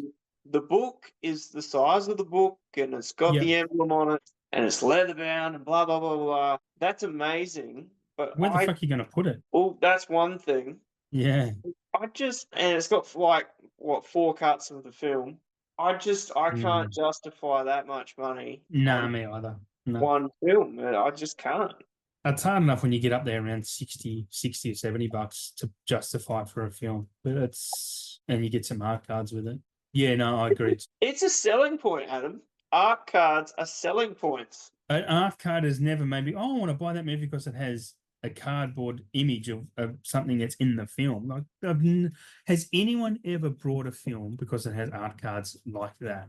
Ever? I don't I think mean, it's ever happened. It's absolute token bullshit, and I will die on that hill screaming it from the rooftops. If I, anyone has, please message me and tell me, yes, I brought a movie. I'm not going to say you're crazy or shit on you for it. I just want to know if you have, because I can't imagine a reason why anyone would, I especially know at the premium prices. back in the day, it would have been quite cool because no one else would have Mm, been doing it back then. I know there's certain releases, even on DVD, there might have been like an art card or two in there, yeah, and that was cool. but I think now if you're going to be paying $150 plus for a deluxe set of anything, Yeah. there would want to be something pretty good in there. Yeah. Not a fucking art card. Yeah. I personally don't get it anyway. But that's all for Cape Light for this month. What Okie is dokie. next on your list, Adam? Kino Lorber is next. And okay, so I've got some things in here that are interesting. Some I can't remember why I've written them down because, again, I only write down the stuff that interests me. And the Kino have a lot of releases, Blu-ray Oh, TV and it's out 4Ks of anyway. control. The first one I've written down is April Fool's Day, which I think is a horror film from memory. Yeah. And that looked interesting, so I wrote that down. The next one is Body Parts, Yeah. which does look pretty cool. The next one I thought was interesting. They're doing their version of Orca, the killer whale, which we had recently released. Speaking of Studio Canal, Yep. that was a recent release here in Australia. They are doing God's work and doing Uncle Buck in 4K, which is awesome. One of John Candy's best films, Uncle Buck. They're also doing, frankly, the pretty average Denzel Washington and Angelina Jolie, The Bone Collector. I remember watching that back in the day on VHS, and that was not a great film. It was like a tentpole title, but wasn't that great. Yeah. Do you remember that? I've got that. Do you have that? I'm actually excited to get that one. I'm just shitting on your dreams here. You're just dumping all over, and I'm just sitting going, I like that one. Hey, man, you'll probably watch Maltese Falcon and go, this is shit. But yeah, that's all good. We like what we like. I just remember thinking this isn't that great. But again, I was probably 17. I don't know how old. What year did this even come out? That Late was 90s? Mid to late 90s? This is before Angelina Jolie really was breaking out. She was still doing roles that It was Interrupted, though, right? It was after her Oscar. Did she win for Girl Interrupted? I know she was at least nominated. It was after that. It was definitely after that. She was on her way up. 9, maybe. Yeah. Anyway, I watched it. I was older than 17, but yeah, I remember just going, yeah, whatever. The next one is a big one, which is a very good, bad movie. And I'm actually keen to get this, is Dante's Peak, Pierce Brosnan volcano movie. Yeah, actually kind of keen to see that. Was during his the middle of his Bondian run, which was my favorite Bondian run. I like Pierce Brosnan as Bond. And the last one is Graveyard Shift, which is I can't remember much about that now too, but I've written it down. I should start putting notes next to these titles when I write them down. But the Stephen King short story collection. Yeah, that rings a bell. I was going to say that, but I didn't want to sound like more of an idiot than I already do. Well, that's the only Graveyard Shift I can think of. Yeah, and I'm just looking it up in IMDb. In a very old textile mill with a serious rat infestation, deadly accidents start happening, but the corrupt foreman continues to put his workers in danger until they discover a horrifying secret deep in the basement. Yeah, right. It's Stephen King and John Esposito. Yeah. Hasn't got any actors really that. Brad Dourif's in it. Brad Dourif was in everything at that point in time, but he's the only one I recognise. But that's it for Kino. Anything you want to talk about there? I would get quite a few of them. I'm surprised you didn't mention Sea of Love, though. Yeah, that's the Pacino one, right? Is that Susan Sarandon in it as well? No, Ellen Barkin. Okay. Oh, yes, that's right. Yeah, okay. I don't know why I mixed them up. Well, I've never seen Sea of Love, and those I have a vibe about those mid-career Pacinos. It just doesn't interest me. No, it's the erotic thriller. No, I'm a prude. I go to church, so I can't watch that. No. Yeah, no. It just doesn't read like something I'm interested in. But yeah, no. Look, another good title that needs to be mentioned, though, I guess. So yeah, it was a decent enough, big enough title in its time, wasn't it? Yeah, it was pretty good. I mean, back then it was a hard edge thriller. You know, they don't make them like that anymore. I mean, no. You don't see movies like that on Netflix. I think if you click the right buttons, you can. From everything I see on the news, there's some pretty raunchy shit on Netflix. There are a lot of rumors about Kino Lorber releases coming as well, but I don't like to talk about them until I see it's official. So we see rumored stuff, and if most of the stuff that's rumored that Kino are doing, then we're in good hands, to be perfectly honest, because they bring out some good shit. They really do know their market, I think. It seems every title they put out, it's like, wow, I need to. Absolutely. I think they know their market better than any other distributor out there. I know I'm including Criterion and Arrow in that. Like Yeah, they really do great release. I mean, Criterion do what they dub important films in cinema history. yeah. Apparently they're doing Armageddon, 4K of Armageddon Criterion, which I didn't realize. But anyway, yeah. I'm not going to talk about the room and stuff from Kino. If once that's announced, we'll talk about it maybe next month. I am very keen for Dante's. Yeah. I saw that at the cinema when I was younger, at the Gawler Cinema. The cinema Wow. wasn't that big, Yep. but they had some kick-ass sound in that cinema, Oh, yeah. and it was loud. It Yeah. was Yeah. it was awesome. I haven't seen it in a really long time, but that would No, be me worth either. picking up. Those 90s trash action films with like they're the best. Like it's like that's going to be what the vibe of the 90s is, like the vibe of the 80s horrors and stuff. Like the 90s has its vibe with those trash action films, and that's Dante's Peak is one of them. And I reckon if they follow it up with Tommy Lee Jones' Volcano, I Yes. think that would Yeah. be great. Yeah. If we get won't it be great if we get well, this might come later, but a Deep Impact and an Armageddon 4K at the same time as well. Like we've got those releases. Like a I mean, double header, a double steelbook, a yeah, double box set. yeah, that would be And amazing. and if it's $200, I want at least a shard of a meteorite in there. Yeah. I think that would be worth it. I want art cards. That's what I want. Give me a key ring. I mean, honestly, a key ring just sit in the drawer, but just give me something. That'd be, I don't know, just Well, give us some value for money. I think Because I think if you're going to pay that much, you really want to get something good out of it. it's even the perception of value for money, because even with the 4K Blu-ray debate where people want the Blu-ray with their 4K, because I might use the Blu-ray when I can't use if my 4K player shits itself. No, you won't. You just get another 4K version, like, or you just get another 4K player. Yeah, I've seen these comments online, and I'm sorry if you've written that comment and you're listening or you think that way, but I think if we get the 4K, yeah, make it cheaper. But I mean, I know with the cost of everything and shipping and licensing, it's gotten out of hand for the distributors as well. They're not. I firmly believe they're not trying to rip us off or gouge. They are selling us what they can at the right price point that they can sell it for at full price, and maybe even considering sale prices. Like they're like, I think this. I mean, obviously, I don't know this for sure. This is just my perception. Is that stuff is priced to sell in a 20% sale, so they're still making money in a 20% sale, right? So, Yeah. and I strongly believe also that when JB do their buy one get one free sales, that's kind of because at the time of year that comes, that's more of a stock take. We want to get rid of as much stock as we can so we don't have to count the shit for the tax man come July. That's what I think that sale is about. And they still make money off. Of course, they still make money off that. But it's back to my original point. It's the perceived value for money situation. If you give us a 4K and a double-sided poster with it, if you give us a 4K and I'm going to keep saying keyring, I don't necessarily mean keyring, but something that's cheap for you to, a pen for fuck's sake, something that's cheap for you to make and print, something to do with the movie on it. People are going, oh, check out this Inglourious Bastards pen I got, or, this Dante's Peak keyring I got with this movie. Like, it probably cost you 8 cents to make, and you're selling your movie at a premium, and people think they're getting value for money. That's how you're going to sell. I mean, I don't have a marketing degree, and it's probably coming across as pretty obvious that I don't.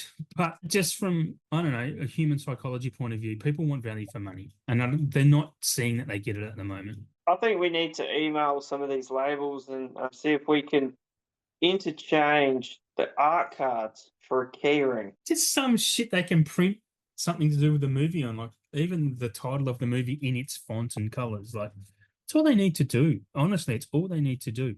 Give us a poster. Give us something. Like, I'm not even saying that a lot of the shit we get is overpriced. I don't necessarily think it is. It's just that if you're not going to start including the Blu-ray, just give us something else, and people will be happy. They'll shut up. They won't care if they get the Blu-ray. They just won't. They just won't. I think we need to go back to the 80s, Adam, when they included a yo-yo with the name on that'd be cool. Yo-yo.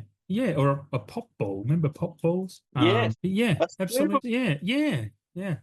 Because we like that. We remember these things. We like collapsible cups and, pens that had liquid in them and you could do Yeah, it upside down and something would move yeah. in it, and it's like, they don't do any of that anymore. So we've been announced. I'm not even sure what label, but it's been announced that we're getting Kill Bill 1 and 2 and Jackie Brown next year in 4K. I think early next year, but Kill Bill, bring it with a plastic katana with Hattori Hanzo sword or something. Just be inventive. You're the marketers. Or even, like, pay the premium and get the yellow jumpsuit. Yeah. You can I reckon you could commando in that, Adam, and it would look spectacular. It would, Yeah. yeah. It looked like a bag of custard in a condom. That's what it would look like. We never said that this show was, like, It would look like M-rated or PG rated.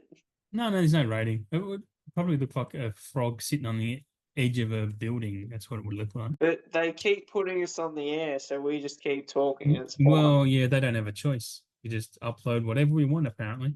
What were we up to? Up to your next label, which My is next label.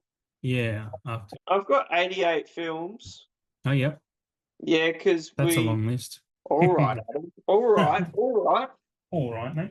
Because we kind of missed out on 88 on the last episode because it was dropping in a different time zone, and our episode didn't run that long. Yes. So basically, some of the titles they've come up with, they just love the Asian cinema. They do. Yeah. They love it.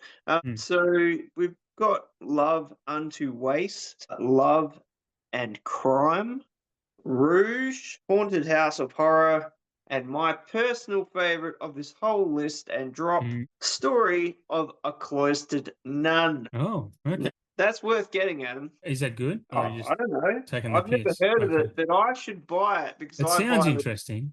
I buy random things, and if I watch it, then you ask me what I think, and you might want to see it. Well, the title sounds interesting. What is it? Something of a cloistered nun? Yes. Diary of a cloistered. No, story. A story of a cloistered nun. Yeah, that sounds. It's interesting. That sounds interesting. Yeah. It could either be super boring or just badass. I have zero notes on any of that you just read out because I've not heard of any of them, but I'm sure some of them are really good. They would have to be. They wouldn't have put them out if they weren't. So, well, yeah. I don't know if I believe that, but yeah, by law of averages, some of them have to be good. I'm going with the one that has nun in it. Is she a hot nun? Is she like Sydney Sweeney, an immaculate style nun? I'm still yet to see that. I know you've said it's really good. I haven't said that, but I have not said that. Immaculate is not is I think I gave it 2.5 stars, to be honest. Immaculate, but again, someone else that said it was all right. Yeah, it's a modern horror, man. Modern horror doesn't do it for me that much. Like, it's not the best latest modern horror I saw this year is probably Abigail. Abigail I quite liked. It was good. Maybe it was Abigail you were telling me about. I know there was one. I kind of remember that. Yeah, Abigail is good. Onto Umbrella. Hit me. Because they've had, I won't get to the 2025 announcement. That interests me, but they're doing Hardware, which I don't really know that, but it did look interesting. You would know Hardware better than me, surely. I jumped on Hardware like a house fire, and there was screaming children in there. I would pull them out to safety. I've wanted that film since a long time. I saw it on VHS when I was a child.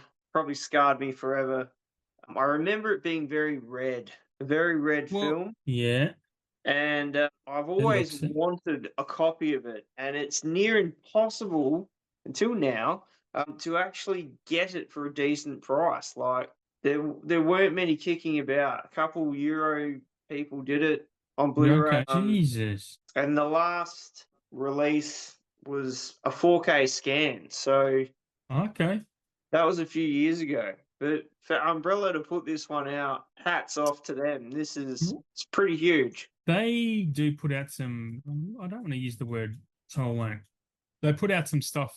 That's reject stuff. It feels like stuff that is, like you said, forgotten about, and the major labels don't want to release it because they just don't know the market for it. Maybe, so they're brave enough to put it out and go, no, there's a market for this. This is a cult enough film. And just reading about this says the head of a cyborg reactivates, rebuilds itself, and goes on a violent rampage in a space marine's girlfriend's apartment. Sounds fucking weird, and it has Iggy Pop in it. and Yeah, Lemmy yeah, of all people. It's yeah. very, very different cast. But anyway, Mac McDonald, which is cool because he's the captain from Red Dwarf. So that's exciting. Yeah, you've not seen Red Dwarf because you are missing out. The next one from Umbrella is Suburban Mayhem. That looked pretty cool. Again, one of those ones don't know anything about. Tell us about it, Shane. Tell us. I think I've seen it maybe once, and So it's not that old. it's not, but it kind of is because it's like one of those films that was there, then it wasn't, and It's Australian. it's not very accessible. Like, there's heaps of Australian films that come out. They may have been on DVD and then or Yeah.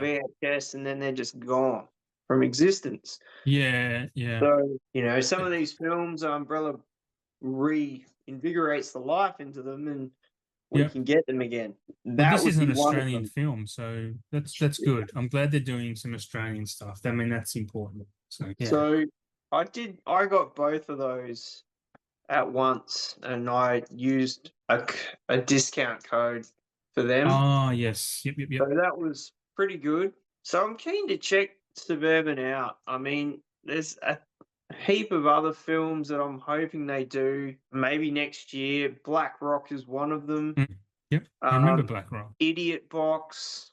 Yes, Idiot Box would be a must. They have to do Idiot Box. No one Yeah, else could do that film but Umbrella. I think you're right. I mean, I've got it on DVD, and I Ah, paid a little bit for that. I yeah. don't care because it was worth it. But even like you haven't got to it yet. Metal Skin. That's a great film. Talk about Metal Skin because I don't have it on here at all. I didn't note it at all. Well, you do now. I just Yeah. slotted it in there. Yeah, well, that's right. Do it. Let's hear it. So that's a cool one. Anything old school Ben Mendelsohn is good. Oh, Ben Mendelsohn is such a great actor, dude. He He is. absolutely is. Yeah, Dead like set. yeah. His dad's a Nobel Prize winner. Did you know that? I did not. I did not know He that. he talks about it on. I saw a clip of him on. It might have been Seth Meyers. It was one of those late night shows, and he's talking about his dad being a. And they thought he was full of shit, like because his dad was a very very smart man. But yeah, no, it's all true because I googled it, and yeah, it was neuroscience or something. That's Before. pretty smart. Yeah. And I thought that was really interesting. But Metal Skin, yeah, it looks interesting. The next one I have, the last one, well, it's not the last one.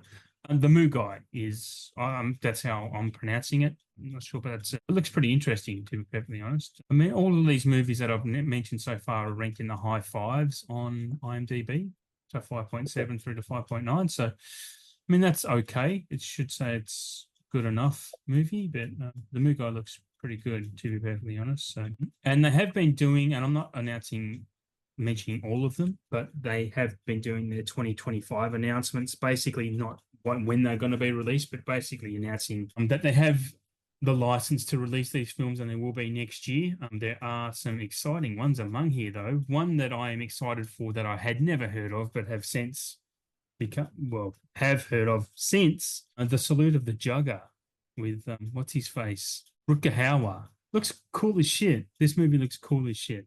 So yeah, that might be something I grab. Not might, I probably will be at some point. The next one is a good one because this is a Criterion Collection set already as well. But they're doing the Infernal Affairs trilogy, which is the South Korean movies, which is what The Departed is based off. Yep. And these are really good movies. I mean, I'll go back. I've only seen the first one. It's really, really good. I do think The Departed is better. And the rest of the trilogy has been something on my watch list. So I might wait for this to come out next year and check them all out. So that's an exciting announcement. I'm not sure if you don't watch Asian cinema much, do you? So you wouldn't have seen them, but Not too much. I mean, I reckon there's more Asian cinema out there than near anything else. So many yeah, absolutely. Yeah. It's insane. You'll never catch up, but you just got to do the big titles. So honestly, South Korea and Japan do it. I haven't gotten into a lot of Chinese cinema. I have some in my collection to watch, but South Korea and Japan just make some spectacular stuff, especially a certain few directors. Anyway, and the next one that I've written down, which is exciting for a lot of Australians in 4K as well, BMX Bandits and Two Hands. Two Hands is a massive one.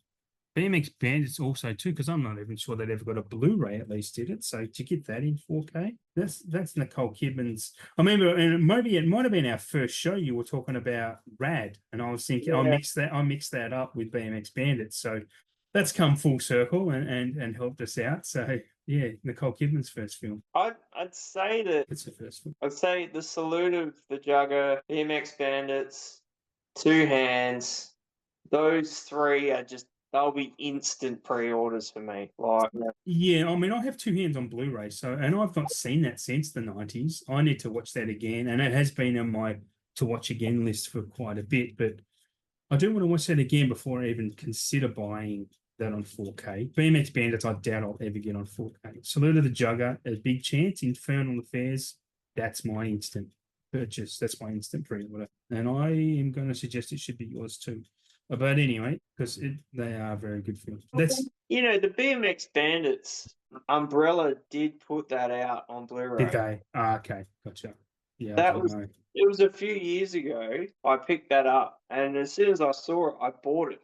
So I'm like, Oh, no way, as if oh, BMX Bandits has got a Blu-ray release, yeah, and yeah, yeah. it's pure childhood fun. Yeah, yeah.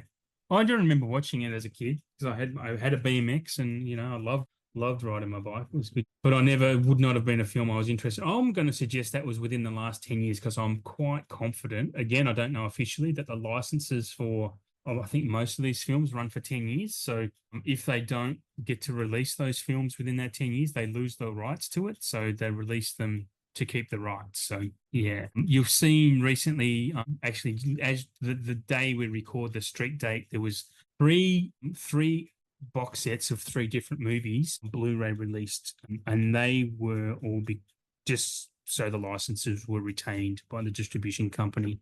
One of them was Harold and Maude, Clue, and Mummy Dearest. And there was a couple of others that have Beavis and Butthead, something else, and then there's Red Eye, the Peacemaker. Anyway, that's just they're released, and I love those releases. I actually love movies that come out in a multi-pack like that, even if there's one in there you don't know or don't want to watch. I think it's just I don't know. I've always loved box sets, and harkening back to what I was talking about however not long ago, it feels like value for money. You're getting three films for $35. Like it's hard to go wrong, especially on Blu-ray. Like, why wouldn't you want that? Yeah. It's pretty good because there's, as we've mentioned, and we're not always those people, but there's people out there that Blu-ray for them, that is the pinnacle of their viewing. Yeah. And if they have the Blu-ray of it, they're beyond chuffed. So Yep. these box sets are great for those people because Absolutely.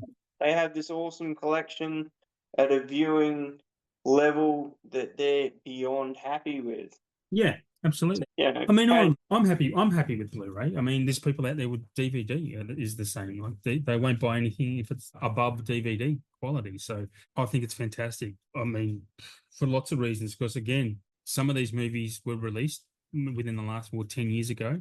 And like I keep saying, movies come to different people at different times. The fact that I'm over the moon, I got Harold and Maude on Blu-ray. I only watched that for the first time this year. Loved it. Couldn't get a copy. I looked for copies and didn't look hard, I must admit. But to have that now, like a few months later on Blu-ray, I'm over the moon with that. I think it's spectacular. I got Mummy Dearest. I actually watched Mummy Dearest on the weekend. That's a brilliant trash movie. Like that's not a great movie, but it is a great movie.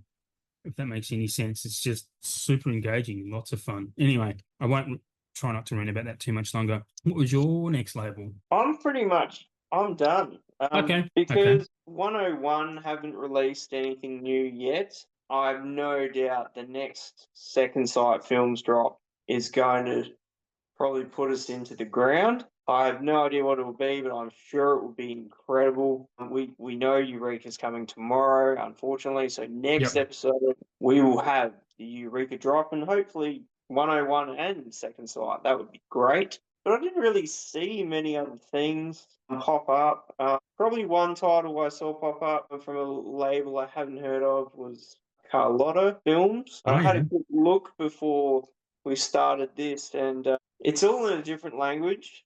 And I was trying to find Right. something English, couldn't find anything. But I did see that they're bringing out Itchy the Killer in 4K in a big box. Okay. And I did see someone else posting that a 4K of that was coming out, which is pretty cool because I don't Yeah. think that I know that's had plenty of DVD releases, probably had a couple Blu-rays here and there, but I would totally get that because that is a great film. Yeah, I've not heard of that. That's one of those ones I've not heard of. So yeah.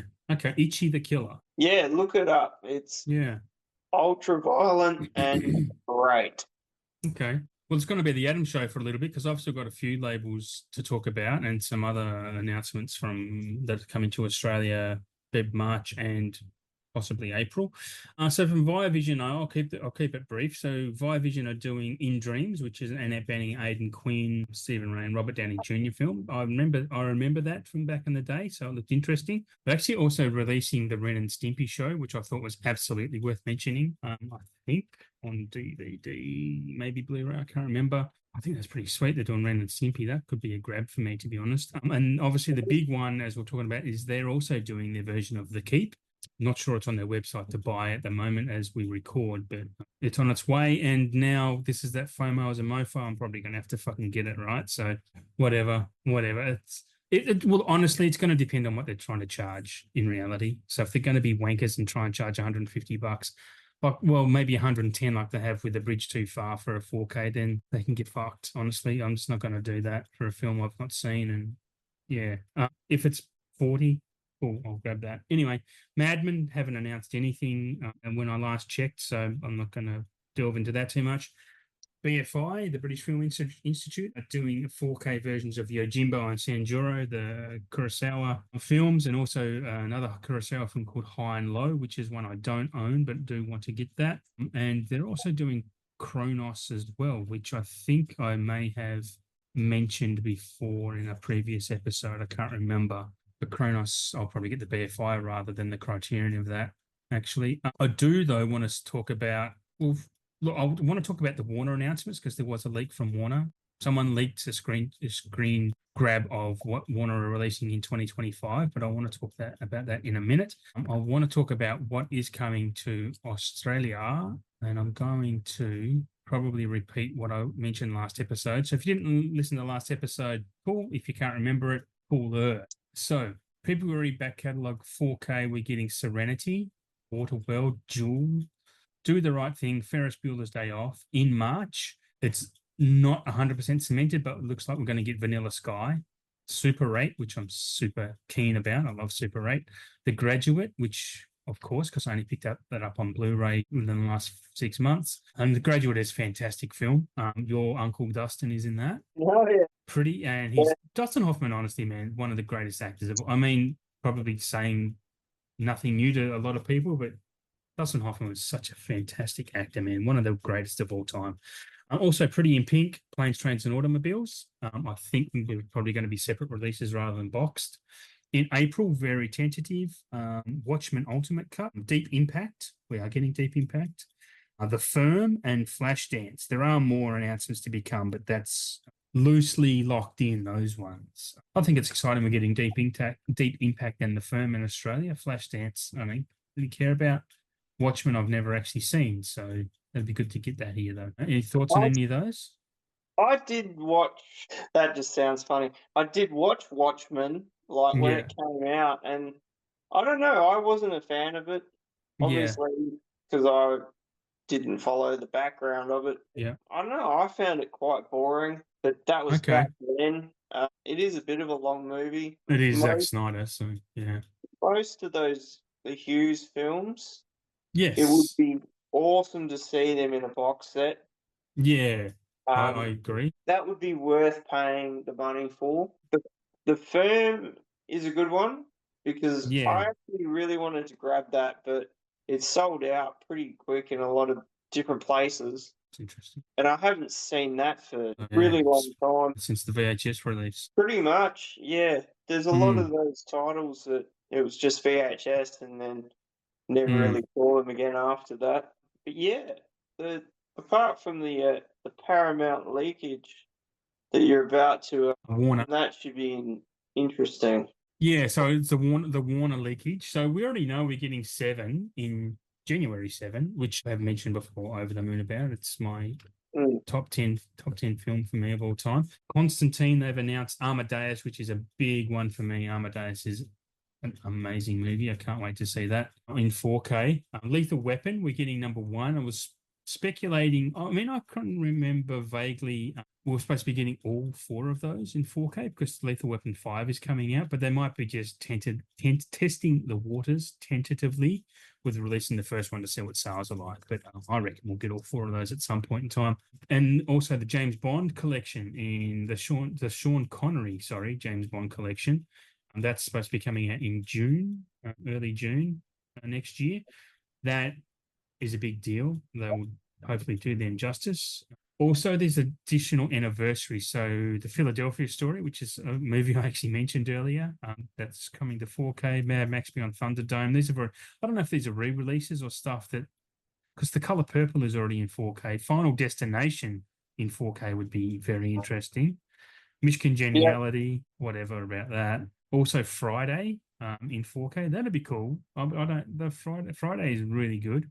The Goonies is also listed here, so I don't know whether that means they're re-releasing a 4K of that because there's so many different versions of that already, steel books Mm. and all. The Shining, I've got The Shining on 4K, and Batman Begins, which again, they must be just be doing special box sets of those. Is all I can imagine. So okay, so in quarter three, they've got other new to 4K. Oh, sorry, did you want to talk about any of those before I move on? Well, there's a lot of them that have already come out, like on 4K. Yeah, that's the anniversary ones. Absolutely, yeah, I agree. So I think they must be doing something special with those, maybe. Yeah, maybe. I mean, I did pick up the Dark Knight trilogy. I got that in a box set. So Yeah, sometimes, like we've talked about, the initial release, or they used to, it would come out with a 4K and a Blu-ray, and then they'd reissue it, and it would just be a 4K only, like a bare yeah. bones release. But yeah, very strange. Some of those.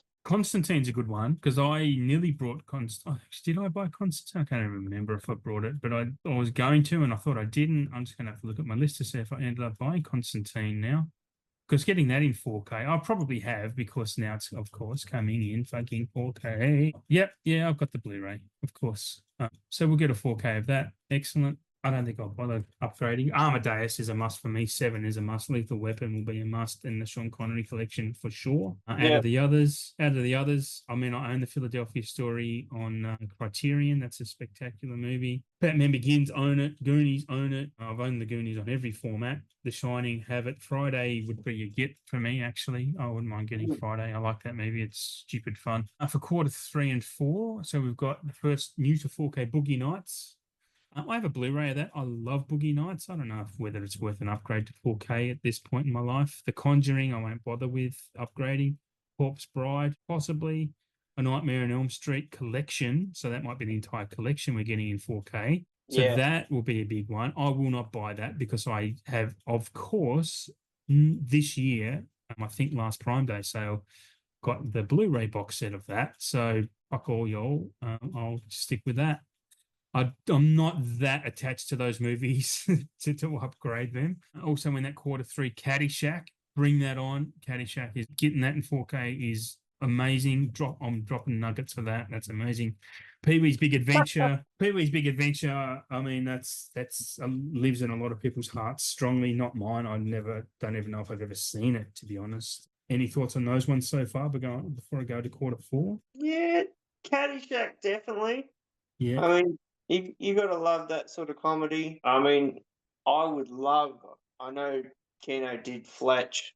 And Fletch lives in yeah, 2K scans. We could never have too much Fletch in a 4K scan. That would be wild. But yeah, pretty good titles. I mean, it's good yeah. for Australia to get this sort of stuff because we miss out on so many things and we end up having to import them. So Yeah, absolutely. That's and again, I mean, Warner have a lot of titles that we do seem to get late.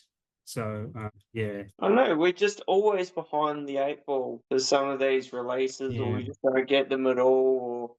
Or like yeah, Goonies, Goonies came out. Yeah, so like we got the Goonies. now, but it was overseas years ago. Like, I picked it up, I think through Zavi. Yeah. I got both of those Yeah. through Zavi, and that was easily 3 years ago. Yeah, Like, yeah. I so imported mine too. So I think yeah. Anyway, sorry, buddy. so we're just so behind the eight ball sometimes with actually getting these sorts of Well, movies, and then it's a big deal when we do get them, and for yeah. people that don't import stuff like we do, and, we're nutters Mm. about it, it's a big deal for them, but, to us, it's like, "Oh, I've already got that." Yeah, that's the thing. There are issues with the timing of it because collectors, who anyone listening to this show is obviously a collector, and obviously we are. If we love the movie, yeah, we've already imported it by now. So, and that's the thing. Like the average collector, which there aren't many just average collectors anymore, are there? I mean, they release them and they're probably cutting themselves out of the market a bit. So I don't know whether it's a logistics thing or whether it's a licensing thing. We can't get those releases at the same time, but it'd be handy if we could. It'd be very handy if we could. So yeah, I kind of lost my train of thought there because yeah, other things in my mind. Yeah. Anyway, it'd be nice. And I just saw recently, speaking of the Goonies, they had a nice steelbook which I refrained from buying because I do own the Goonies already, several formats. It was an amazing steelbook of it, and it was pretty cheap, going pretty cheap on Amazon, I think. And I was just like, nah, I've already got it. I'd rather buy a film I don't have. So yeah. Anyway, under quarter four. Quarter four has a funny as fuck entry. I think is Green Lantern. People fucking hate that movie. Why would they release that on 4K? That is weird. Yeah. That's Green, weird, right? That's weird, right? Out the of ultimate Reynolds roast. You yeah, were in Green Lantern. We're yeah, done. yeah. But I mean, of all the films that Warner have in their catalog to put on 4K, why the Green Lantern? It spins me out. Like it makes zero sense. Anyway, they're also doing Blade trilogy, so the entire trilogy of Blade is coming. I think that's pretty damn cool. That is good. Yeah, and also One Flew Over the Cuckoo's Nest. I own a Blu-ray. I don't know if it's going to be worth upgrading to 4K, but happy for me anyway. But that's a great release to get on 4K. Have you seen that? Oh yeah, we studied that in school, Ah, really? and I've just gone with it over the Yeah, years. Like, I only watched that probably might have been earlier this year. yeah, I just had to watch it again. I mean, it's just such a classic film and story, mm, and the performances just all round yeah. fantastic. I've seen it once, and that would have been back when I was obviously like young, probably in the 90s, and I loved it then, and I own the Blu-ray and it's on my must watch again soon list, and I just haven't gotten there. But I remember watching it and thinking at the end, saying the credits, and like, that was fucking Danny DeVito. I couldn't believe it.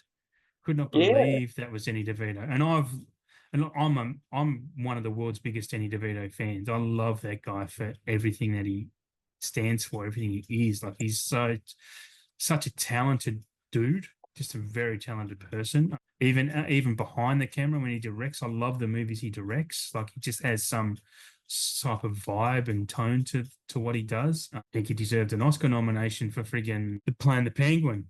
Like he's astonishing in that film, and it's completely overlooked at how good he is in that movie. Yeah. Anyway, One Flew Over the Cuckoo's Nest, good film, hot take. And their additional anniversaries that they're probably releasing 4Ks on. I'm going to announce Dog Day Afternoon first because I have recently gotten a Blu-ray of that, so naturally we're going to get a 4K of that. That's coming out next December. And that's a great movie. Dog Day Afternoon is insanely good.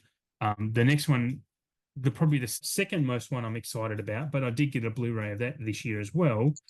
Of course, is Barry Lyndon, but I will upgrade Barry Lyndon. That's a Stanley Kubrick film. That's a fantastic, fantastic movie. Have you ever seen that? I haven't. No. No, it's. I don't know that it would be up your alley, to be honest. It's a period piece. It's a Stanley Kubrick film, but it's just a really interesting story about a dude named Barry Lyndon. It goes for 3 hours. It's captivating. And the last one is Private Benjamin, which was a massive hit for Goldie Hawn back in the day. So getting that in 4K, I'm actually kind of excited for that, to be honest, because I don't own it on any other format and remember watching that as a kid and really liking it quite a bit. Any thoughts on Private Benjamin? Well, that's never really been too readily available. Like, No, that's what I mean. Yeah. I would totally pick that up because I reckon I have seen it, but a really long time ago. Yeah, I'm in the same boat. Like I will pick it up because you can't get it, and yeah, absolutely worth watching again. Sure. Okay, so that's the Warner releases, the leaked releases, and that's I assume they're going to be releasing more than those, but that's what we have at the moment. So we're going to wrap up. We're going to continue on with this. It has been a long show. We've been going for a hot minute, but thank you for sticking with us. We're going to talk about what we want to come to 4K. Have you got your list prepped? Are you ready to go? Mate, I've got a stack next to me. Yeah, good. We're only going to do 5, and we'll just keep doing 5 an episode, yeah? Because my Yeah. list keeps growing, so it's growing. My cat just came in and bothered him. I don't know what you want, but... So I might start. I'm going to start first with this one, if that's all right, because you start first with the label. So I'm going to do this one.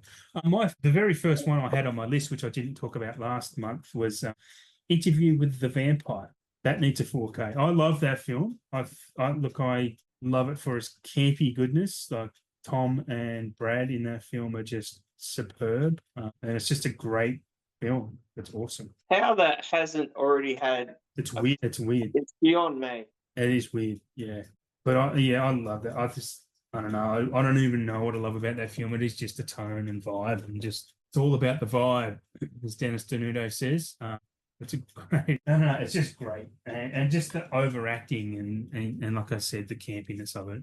It needs a 4K. It would look gorgeous in 4K too. Yeah. Absolutely. Yeah. Over to you. Your next one. Well, going from the top of the stack, Ransom. I like that. That's a good choice. That's a really good choice. I haven't seen that for so long. That's on my watch again soon list too. Like, I picked this up. This is the 15th anniversary of Ransom. So this is quite old now.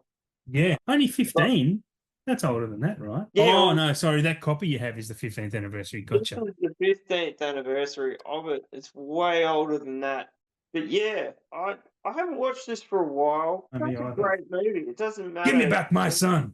That's all I remember. Pretty And much. it's Ron Howard. Yeah, it's good. It's just a great film. Like Gary Sinise as a Mm, villain, he mm. doesn't play a villain enough. Like No. he's just a badass at it. Yeah. So I reckon at some point, I reckon that will get a 4K. I would imagine too, actually. I love that choice. I think if it wasn't for the Mel Gibson of it all, it probably would have. But Mel's making a comeback. Actually, I'm going to change one of mine because speaking of Mel Gibson, it is on my list. Well, it isn't. I was going to add it to my list, but I'm going to remove one. I want to see Apocalypto on 4K. Once again, Adam, you've chosen a film that it's like, how has that not already happened? I know. Exactly. Apocalypto is a spectacular movie. It will look insanely fucking good in 4K. And again, it's just the Mel Gibson of it all. Like, that's a bonus one. I saw that on my shelves the other day because I was rearranging my shelves. And I'm like, this needs a 4K. And I forgot to add it to my list. And then when you talk about Ransom and Mel Gibson, I've just made that connection. And yep, yeah. It must be coming because We Were Heroes got one. It and is. you Well, didn't know that come out on 4K? No, I knew the Patriot did and stuff like that. We Were Soldiers. You talking about We Were Soldiers? We Were Soldiers. Yeah. Sorry, yes. Same vein. Yeah. That has just been like released, like to buy. So yes. Well, the funny thing is that Icon, which is Mel Gibson's company, do their own physical media releases too. I have a few from the UK that I've ordered from Rare Waves and that, and I noticed that Icon and that Icon logo is on it, so it's the same company. So I can only imagine they're working on an Apocalypto. I really hope they are. Really. I'll be honest. I've never seen Apocalypto. Oh, haven't you? Never. Oh my God. Do you own it? Never. Okay, chase it down. I don't know if you can rent it or if it's even on a streaming service. Figure out how to do torrents. You need to watch. Apocalypto is a movie. It's pretty much a silent movie, but any language is spoken in like a Aztec or Mayan language. You don't need to know what's going on. You don't need language for this film to be immersed. It's so captivating. You're just on the edge of your seat type of stuff. And for Mel Gibson to make that type of film, the way he made that film, that guy's one of the greatest directors of all time. And he hasn't even made that many movies. He deserves so much more kudos. I know he won a Best Director Oscar for Braveheart. But his other films, he's great. What was the other one he did with Andrew Garfield? What was that called? Only seen that the once too. He goes the Japanese War one, the World War II one. He goes to Japan. Oh my goodness, Oh, that's a great. Sorry, Hacksaw Ridge. actually, Yes, that's another great movie. A spectacular movie. I do own that one, and that movie is unbelievable. So Yeah, the last act of that is insane. yeah, like the violence in that film it's pretty visceral and just Okay, in your do you have face. do you have Stan? Yes. Apocalypto's on Stan. After we tune this out, go to work late tomorrow. Watch Apocalypto. I'm not. It's. I'm not joking. It's that good, man. It goes for 2 hours and 20 minutes. It is long, I know that. Yeah, but you won't. You will not feel that time. It won't. Does not feel like you watching 140 minutes of film. It just zips. I love it so much. I think I've seen it 3 times, maybe. And again, now I'm talking about it and falling back in love with it. I want to watch it again now, but I have work tomorrow, so screw that. Also, I have work tomorrow. Yeah. I'm putting it on your list for tomorrow. Honestly, watch it as soon as you can. I can't stress that enough. Sorry. So your next 4K. Well, I'm gonna go with Rising Sun. Great choice. Michael Um, Crichton. Yep. I've seen this many times. I reckon I actually saw this at the cinema, and I Really? watched it, I reckon, earlier in the year. And because, watched so many 4Ks, it's like, this definitely needs an upgrade. Very good choice. Yeah, Rising Sun was good. Yeah, I like that choice. It's just great performances, Mm. it's gritty, High tense, high pressure. just all in it. So good. I mean, there's not much that he did that wasn't good. Yeah. And, Because I'm Wesley Snipes. I'm not adding this to my list, but I think it makes me think of that same Michael Crichton era where everything he did was made to a movie. Was Indecent Proposal would be another good one. We only watched that not long ago. It Oh, was did you? pretty Yeah, good. yeah, yeah. That's a good movie. Yeah. My next one. Well, I'm just trying to think of which one to cut up to cut.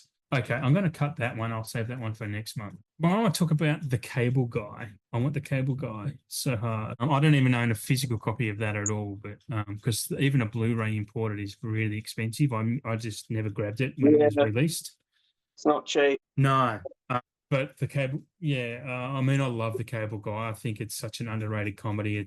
That was very much maligned in its time, but it's it's brilliant. I mean, Ben Stiller again, another underrated director who makes great films all the time. Like when he directs, he makes good shit. Ben Stiller, and it's weird to think that.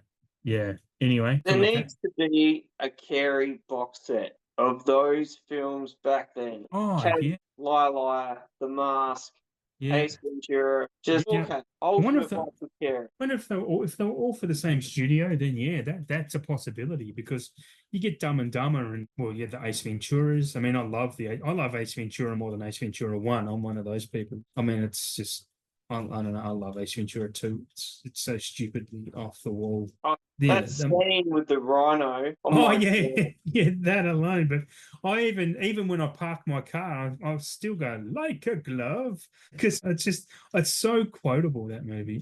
I still say Bumblebee Tuna for no reason, and yeah, it's so good. Yeah. Anyway, Cable Guy, what's your next one? So this one, I've been hanging out for like ever. I don't know if it's ever going to happen. Gleaming the Cube, Oh yes, I've one of heard my of that. all-time. That's a skating movie, isn't it? Yeah, Christian Slater, Stephen Yeah, Bell, yeah. ultimate like 80s awesome skating movie. That has a Um, Criterion release, yeah. this, Yes, as Criterion. Do you want to know why I know that? Because I watch the Criterion Closet videos on YouTube, and someone was talking about they obviously go through and pick their movies, and they picked up Gleaming the Cube, and they started explaining. I'm like, oh wow, that actually sounds really good. well, that one, this was just from a cheap shop. I think I paid Yeah. $5 for this. Oh wow. I think Yeah. I actually have it on VHS as well Oh wow, that's awesome. somewhere, and I did see that Viavision just put out a DVD version of it. Hmm. So obviously there's no Blu-ray kicking around, or I would have bought it by now. Yeah. So I would love to see that get the deluxe treatment. there's so many hidden movies out there that only ever come on DVD, and that's especially 80s movies that need an upgrade. Like there's so many that, yeah, I'd love to have on. Even a Blu-ray would be great. Yeah, that What sounds is cool. on your list, Adam? My next one is I, Robot. I think, Great film. yeah, I, Robot's really, really good. Don't know what more to say about it, to be honest, but I think it would look fantastic in 4K. And it's, yeah, another one of those movies that I need to watch again soon. So many of them are. Every time we talk about movies, or I talk about movies to anyone, I'm like, yeah, no, I put that in. I need to watch that. And I just never fucking do. I'm hopeless. But yeah, I, Robot would be great in 4K. Just, I think for obvious reasons. Hopefully, when we were talking before about digital effects being ruined by 4K. iRobot could be a victim of that, to be perfectly honest. But yeah, Absolutely. yeah. Because they were still kind of tinkering with that sort of effect back then. Well, So yeah, they were, but I also call a bit of bullshit on some of those late 90s, 2000s digital effects. When you look at Jurassic Park, which was effectively made in 1992, yeah, that movie still holds up in 2024 for effects wise. It's seamless. Digital effects. Why the fuck are movies after that not at all? Like, I don't understand why they're so shit and so subject to not being upscaled. I don't get that. Yeah. Anyway, there's no excuse for those films of that time to have shitty effects. But here we are. absolutely not. Oh, what's your next one? Well, this is in my top 10 for sure. Okay. And it's Ghost World. Ghost World. I've heard of that. I have heard of that. This is actually a Criterion release. Ah, Had this imported. I've seen this countless times. I used to have it on DVD. It's pretty hard to get regardless. yeah. But great performances from Scarlett Johansson, Thora Birch, Steve. If you haven't seen it, you I definitely should haven't. check it out. I It's an haven't off seen it. the wall. I don't know. It's like a black comedy, I guess. I Just like that. growing up after school's finished and the big plans that we had to do together, and it just doesn't work out. That's Yeah, all. I'm just looking it up now. So they play a prank on an eccentric middle-aged record collector. One of them befriends him, which causes the girls grief to the friendship. Steve Buscemi. Yeah, okay. Fred Renfrew. Yeah, well, that's kind of actually sounds up my alley, to be honest. I reckon you would really like it. Yeah, okay. Sure, where you would find it. It's not on any streaming service. I've just looked that up. I can't even rent it on iTunes, to be honest. So I don't know. You might have to download it. I don't know what that means, Shane. You have to explain that to me. Download? How dare you speak to me in this tone? What? Know of no such thing that you speak. What's number one on your list for this evening, Adam? Mine are in no particular order, but you can say it's in number one. We'll say number. Why not? We'll just say they're in order. Castaway. Yes. Yes. How has that not gotten a 4K? That's bananas. Come on. What is It's- holding that up? Like, absolutely. Makes zero sense why that's being held up. I mean, that would look unbelievably stunning. Yeah, in wouldn't it? Yeah, it really would. And for such a big film at the time, and I think it would sell copies. So yeah, I think Castaway would be a valuable addition. Absolutely. Like, I saw that at the cinema when it came out. It was just mind blowing. Like, to see a film like that on the big screen, and just Tom Hanks just going at it. A good double feature with Apocalypto for a long film that's basically a silent film that will absolutely captivate and blow you away. If you like Castaway, you will like Apocalypto just for that aspect alone. There's zero doubt. It won't disappoint you. Yeah. I need to see it for sure. Yeah. The fact that you can, do it. What was your last one before we wrap up? My last one before we wrap up is one I don't own. I've never owned it, and that is Sleepers. Oh, yeah, good choice. Yep. I don't have that either. Yeah. When is it going to come? Like, yeah, that's a fascinating point. I've nearly bought that on Blu-ray overseas many times. Yeah. And didn't happen because I'm waiting for a 4K. Yeah, that's fascinating. And it's just such a great film. Like, the performances are just next level. Yep. Yeah. Wow. So Now that we've talked about all these, maybe someone's listening and it's going to be. Hopefully the right people are listening. Yeah. Right. So this has been, we're not sure how this is going to get edited down, but we've been talking for around 3 hours now. So we might wrap it up. We probably better wrap it up because this is going to take most people a week to listen to on their commutes. So thank you, Sorry, Shane. guys. No. Yeah. Well, yeah. Sorry. Listen to it on 1.5 speed. Maybe you'll get through it, and hopefully you can still understand our ramblings. But you can catch Shane at Blue Relic Hunter on Instagram. Blue Relic Hunter. I'll say that slower so it doesn't sound like I'm swearing. You can catch me at KerbSide Collections, KerbSide _collections, sorry, on Instagram, and also Curb Rider on Letterboxd, if you're interested. Thanks for tuning in. Thanks for listening. And we love having you here and listening to us, I don't know, talk movies, talk shit, and ramble on as two old men I want to do. Remember, we are part of the SPDM crew. You can check out many other awesome podcasts on the channel, and hopefully you do. Until next month, ciao for now. Have a good Christmas and a good New Year, and we'll see you in 2025. 25. Yeah, is alive.